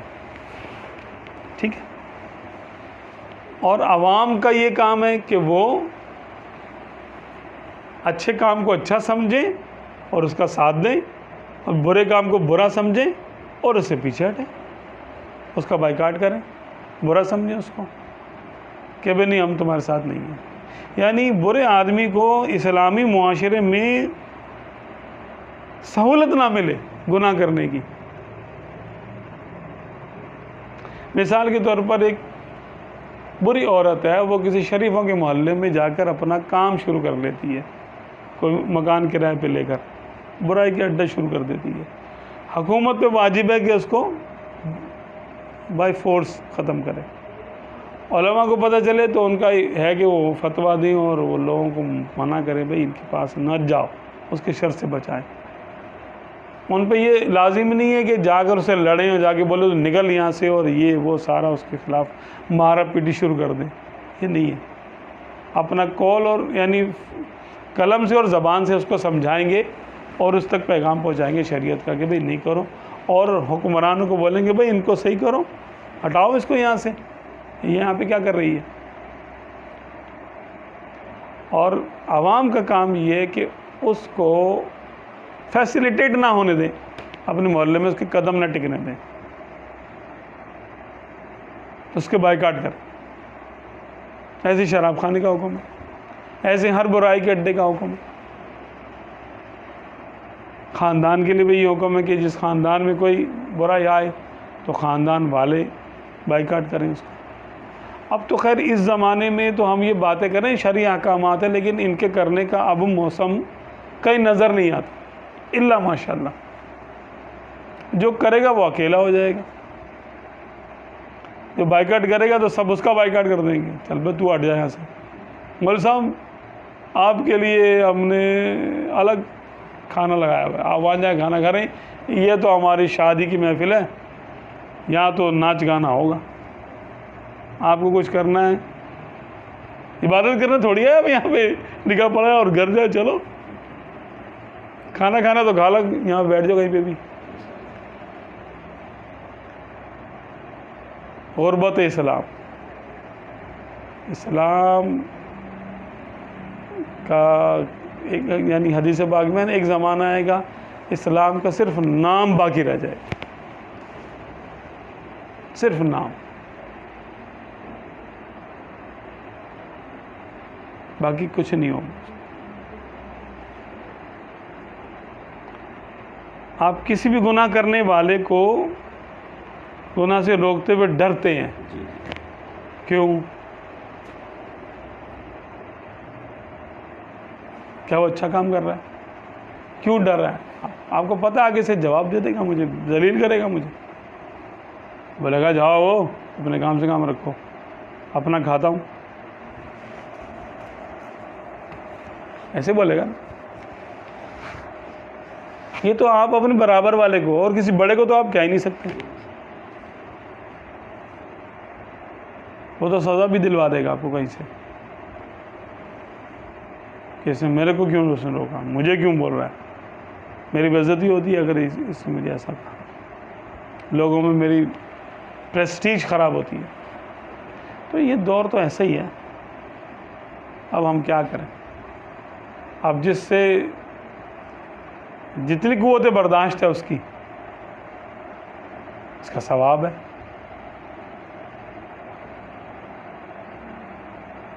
کم سے کم دل میں تو ناپسند کر سکتا ہے کہ مجھے پسند نہیں ہے ایسا کرنا. اپنا خود بھی نہ کرے اور لوگوں کو بھی گناہوں سے روکے, خود بھی نیکی کرنے کی کوشش کرے, لوگوں کو بھی نیکیوں پہ لانے کی کوشش کرے, ان کو فضائل بتائے, ان کو بشارت دے, ان کو محبت کی بات بتائے, حکمت عملی کے ساتھ لوگوں کو اللہ کے قریب کرے, رسول صلی اللہ علیہ وسلم کی سنت پہ لانے کی کوشش کرے. تو وہ آئیں یا نہ آئیں, بندے کو اپنے عمل کا اجر ملے گا. سردی کا موسم ہوتا ہے تو لوگ گرم کپڑے پہنتے ہیں, صوف کے اون کے کپڑے پہنتے ہیں. ہم نے سنا ہے کہ صوفی لوگ جو ہیں پہلے اون کے کپڑے پہنتے تھے, موٹے کپڑے ہوتے تھے. تو کیا وہ اون کے کپڑے پہنتے تھے, سویٹر ٹائپ کے کپڑے پہنتے تھے, تو کیا وہ سردی میں پہنتے تھے, گرمی میں بھی پہنتے تھے؟ دیکھیے وہ تربیت کا ان کا ماحول تھا کہ جو ان کے شیوخ کہا کرتے تھے کہ جو چیز تمہیں غفلت میں ڈالے, جس میں تمہیں آرام سے نیند آ جائے, تم غافل ہو جاؤ, وہ کام چھوڑ دو. پیٹ بھر کے کھانا چھوڑ دو, عمدہ لباس پہننا چھوڑ دو, تاکہ لوگوں میں تمہاری عزت و وقار نہ قائم ہو, بلکہ تم معمولی لگو, کوئی تم کو زیادہ اہمیت نہ دے. جب اہمیت نہیں دے گا تو تم پھر دنیا سے دل تمہارا رغبت نہیں کرے گا, کیونکہ جب تمہیں کوئی اہمیت دے گا تو تم اس کو اہمیت دو گے. جب تمہیں کوئی نہیں پوچھے گا تو تمہارے بھی دل میں اس کی اہمیت نہیں پیدا ہوگی. بولا بھائی تو نہیں, تو پھر ہم بھی نہیں, تمہیں چاہا نہیں, ہمیں پرواہ نہیں. یہ ہوتا ہے نا. اگر کوئی آپ کے آگے پیچھے گھومے, آپ کے ہاتھ پاؤں چومے, تو آپ بھی اس کو اہمیت دینے پہ مجبور ہو جائیں گے. آج نہیں کل, یار یہ بڑی عزت کرتا ہے میری, ہے نا. تو ایسا کام ہی نہیں کرو کہ لوگوں میں تمہاری کوئی حیثیت بنے, بلکہ نارمل آدمی کی طرح رہو. اپنے آپ کو ذلیل بھی نہ کرو, وہ بھی منع ہے. کہ ذلت پہ اپنے آپ کو پیش کرنا وہ منع ہے, لیکن اپنے خواہ مخواہ کی عزت بھی نہ بناؤ. تو تو یہ زیر تربیت ہوتا تھا. تو گرم کپڑے پہننا کوئی تربیت کا حصہ ہے؟ جی گرم تربیت یعنی موسم کیسا ہے اور اس نے کیسا پہنا ہوا ہے تو سردی میں تاکہ یہ تکلیف نہ آئے اس کو. گرمی میں پہنے گا گرم؟ گرمی میں پہنے گا تو اس کو تکلیف ہوگی اچھا. اور سردی میں ایسا پہنے نہیں گا کہ سردی میں وہ پہنے نہیں، نہیں الٹا نہیں کرے گا. نہیں ایسا نہیں ہے، بلکہ یہ کہ موٹا لباس پہنے، ضرور نہیں کہ وہ اونی ہو، سوتی بھی ہو سکتا ہے. ایسا پہنے جو معمول، آج کل تو موٹا لباس قیمتی لباسوں میں آتا ہے. جی جی زیادہ مہنگا ہوتا ہے. ہاں اس دور کی بات ہے جب کھدر عام بنتی تھی اور قیمتی پوشاکیں بڑے نرم کپڑے کی ہوتی تھی، باریک کپڑا ہوتا تھا اور وہ بڑے مہنگے داموں میں بکا کرتا تھا، بڑے امیر لوگ پہنا کرتے تھے. اور معمولی کھدر کا کپڑا ہر عام آدمی پہن لیتا تھا، وہ سوت کا بنا ہوا یا صوف کا بنا ہوا ہوتا تھا. تو ان کو یہ تھا کہ معمولی درجہ پہن، معمولی درجے کا، عوام الناس کا لباس تھا وہ، سمجھ لیں مزدوروں کا لباس. تو یہ تھا کہ تم مزدوروں کے لباس میں رہو، بس قیمتی لباسوں میں نہیں آؤ. ایک بات جو کہا کہ اس کو ذرا وضاحت کر دیں، فقہی حوالے سے ہے، وہ یہ ہے کہ لوگوں میں نکاح اور طلاق کے حوالے سے کسی نے کہا کہ آپ تھوڑا سا اس کو جو نا بتا دیں کہ عام طور پہ لوگ سمجھتے ہیں کہ جب وہ معاذ اللہ اپنی بیگم کو طلاق دینا چاہتے ہیں یا وہ یہ چاہتے ہیں کہ خلاصی حاصل کریں اپنی بیگم سے، تو ان کو کسی نے یہ بتایا ہی نہیں، سکھایا ہی نہیں کہ طلاق کیسے دی جاتی ہے. کوئی طلاق کے احکامات سیکھتا ہوا دولہا آج تک مجھے نہیں ملا.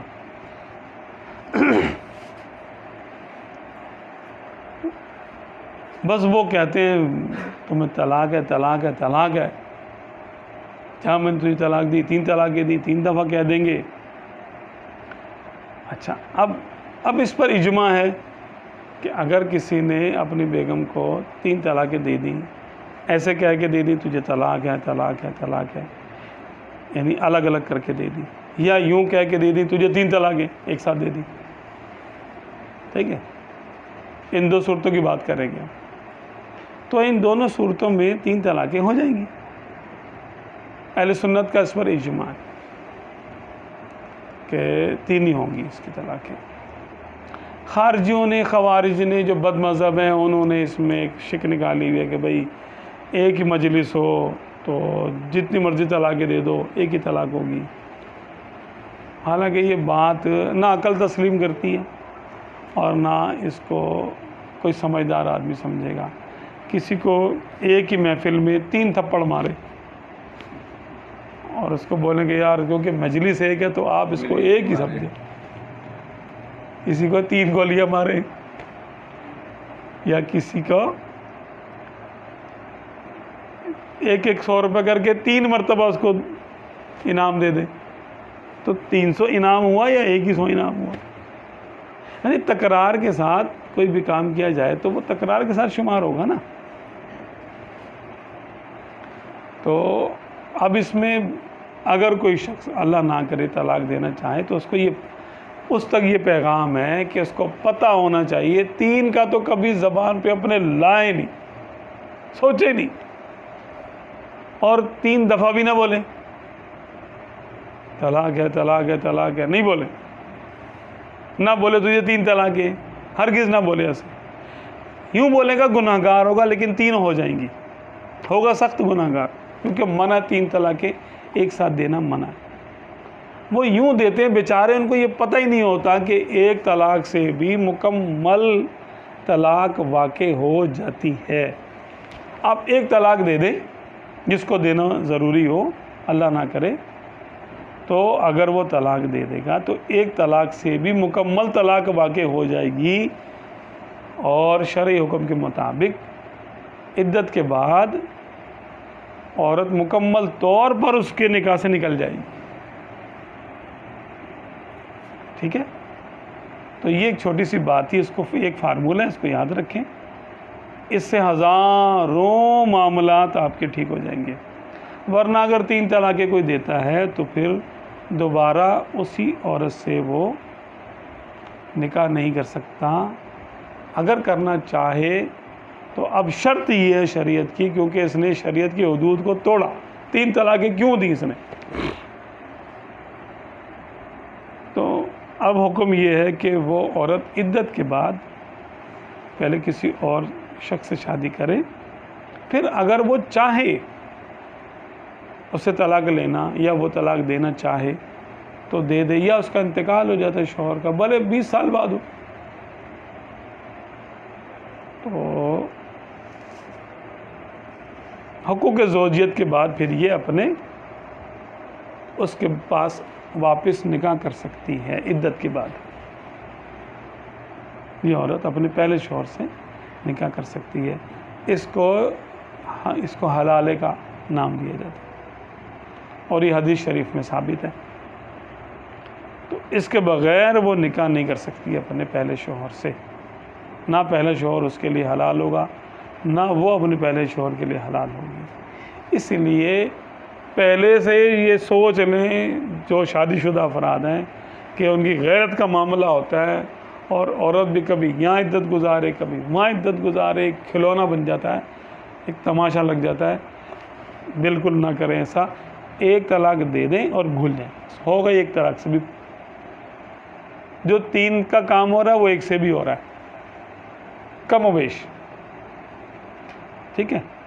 تو یہ ایک فارمولہ ہے کہ جس کو دینا ہو. خلا میں بھی اگر بعض اوقات جو ہے نا کسی کو سائن کروانے پڑ جاتے ہیں، یا کوئی اپنے بیگم کے طلاق کے پیپر بھی بناتے ہیں. بعض لوگ بولتے ہیں یار میری بیگم کے طلاق کے پیپر بنا دو، تو اس کو بھی بولے کہ 1 طلاق کے پیپر بنا، 3 کے نہیں. وہ لوگ بیچارے 3 کے بنا کے بیٹھے ہوتے ہیں. آپ جو نا بولیں گے کہ تم طلاق کے پیپر بنا دو، 1 کی اگر آپ نے تاکید نہیں کی تو وہ 3 کے بنا دیں گے اور آپ سے سائن لے لیں گے. آپ نے اگر پڑھ کے سائن کر دیا تو 3 واقع ہو گئی. وہی قباحت آ گئی پھر حلالے کی بیچ میں. اب پھر بعض اوقات بچے ہوتے ہیں، پھر روتے ہیں ماں باپ دونوں، بچے بھی روتے ہیں کہ یار آپ کیا کریں، مجبوری ہوتی ہے. لوگوں میں معاشرے میں ہوتا ہے یار یہ کیا تماشا بنایا ہوا تم نے، کبھی وہ ایک سے نکاح کرے کبھی دوسرے سے نکاح کرے. دوسرے لوگوں کو ہمارے اسلام پر تنقید کرنے کا موقع بھی ملتا ہے اس سے کہ تم نے یہ کیا ہے، تمہارے اسلام میں کیا ہے. اسلام میں یہ نہیں ہے کہ ہم اس کو کھیل تماشا بنا لیں. اسلام میں یہ ہے کہ اگر وہ آنا چاہے تو پھر وہ پہلے کسی اور سے شادی کرے عورت، پھر وہ قدرتی طور پہ یا تو اس کو طلاق دے دے یا اس کا انتقال ہو جائے. تو پھر عدت کے بعد یہ چاہے تو پہلے سے نکاح کر سکتی ہے، اور اگر دونوں چاہیں تو نکاح دوبارہ ہو سکتا ہے. تو یہ ضروری تھا، اس کو بھی اپنے معلومات میں رکھنا چاہیے. تو اللہ تبارک و تعالی ہمیں عمل کرنے کی توفیق عطا فرمائے، سمجھ بوجھ کے ساتھ معاملات کو چلانے کی توفیق. یا ایک طلاق کے بعد کی جو رجوع کا ہے وہ بھی ایک طلاق کے بعد. اچھا ہاں، 1 طلاق کا تھوڑا سمجھ لیں کہ ایک سوال ہی آیا کہ کیا 1 طلاق کے بعد رجوع ہو سکتا ہے. تو بالکل، اگر آپ نے لفظ طلاق بولا، صرف اتنا بولا کہ تجھے طلاق ہے یا تجھے 1 طلاق ہے، ان الفاظ سے اگر آپ نے طلاق دی تو جو عدت کا ٹائم ہے، کبھی 3 مہینے بنتا ہے وہ، کبھی تھوڑا کم و بیش بن جاتا ہے. اس کے احکامات ہیں وہ آپ کسی مفتی صاحب سے پوچھ لیں. تو عدت کے دوران میں آپ چاہیں تو اس سے رجوع کر سکتے ہیں. یعنی آپ یہ کہہ دیں میں نے رجوع کر لیا، کچھ کرنے کی ضرورت نہیں، کوئی نکاح دوبارہ سے کرنے کی حاجت نہیں ہے آپ کو. اس کو کہتے ہیں طلاق رجعی، کہ جس میں رجوع ہو سکتا ہے عدت کے اندر. اگر عدت گزر جائے تب بھی حلالے کی ضرورت نہیں ہے. عدت کے بعد آپ اس عورت سے رجوع کر سکتے ہیں، لیکن اب نکاح کرنا پڑے گا. آپ یعنی الگ سے نکاح ہوگا. آپ نکاح کے بغیر رجوع نہیں ہو سکتا. عدت کے اندر نکاح जदीद यानी नए निकाह की ज़रूरत नहीं है। आप इतना कहते हैं मैंने रुजू किया, रुजू हो गया, या आपस का कोई ताल्लुक़ कायम कर लें, रुजू हो गया, ठीक है। तो लेकिन अगर जो है वो इद्दत का वक्त गुज़र गया, अब आपको ख़्याल आ रहा है यार हम एक साथ ही रह लेते तो क्या था, ठीक है, तो निकाह कर सकते हैं। लेकिन इसमें औरत की जो है ना वो रज़ामंदी ज़रूरी है कि औरत कहे कि हाँ चलो ठीक है निकाह करते हैं, क्योंकि अब निकाह उसकी रज़ामंदी से होगा। रुजू करने के लिए इद्दत के अंदर अंदर अगर आप रुजू कर लेते थे तो फिर उसमें औरत की रज़ामंदी की हाजत नहीं है, सिर्फ मर्द की रज़ामंदी की हाजत है कि वो रखना चाहता तो रख ले। इद्दत के अंदर अंदर कह दे कि ठीक है मैंने निकाह, मैंने जो है वो अपने अल्फाज वापस लिए, ऐसा कोई अल्फाज बोल दे कि भाई मैं नादिम हूँ, मैं गलती हो गई मेरे से, चलो मैं रुजू करता हूँ, इस तरह करता हूँ। लेकिन इन्हीं अल्फाज के साथ जो मैंने जो है ना बताए हैं, अगर अल्फाज आगे पीछे होंगे, यानी इतना अगर वो कहेगा तलाक देते वक्त उसने कहा था कि मैंने तुझे तलाक दी या तुझे तलाक है, ठीक है, या तुझे एक तलाक है, बस। अगर कुछ और अल्फाज कहेगा तो फिर उन अल्फाज का अलग हुक्म होगा। तो इतना ही समझें इसको जितना मैंने बताया, ठीक है। अल्लाह ताला अमल की तौफीक।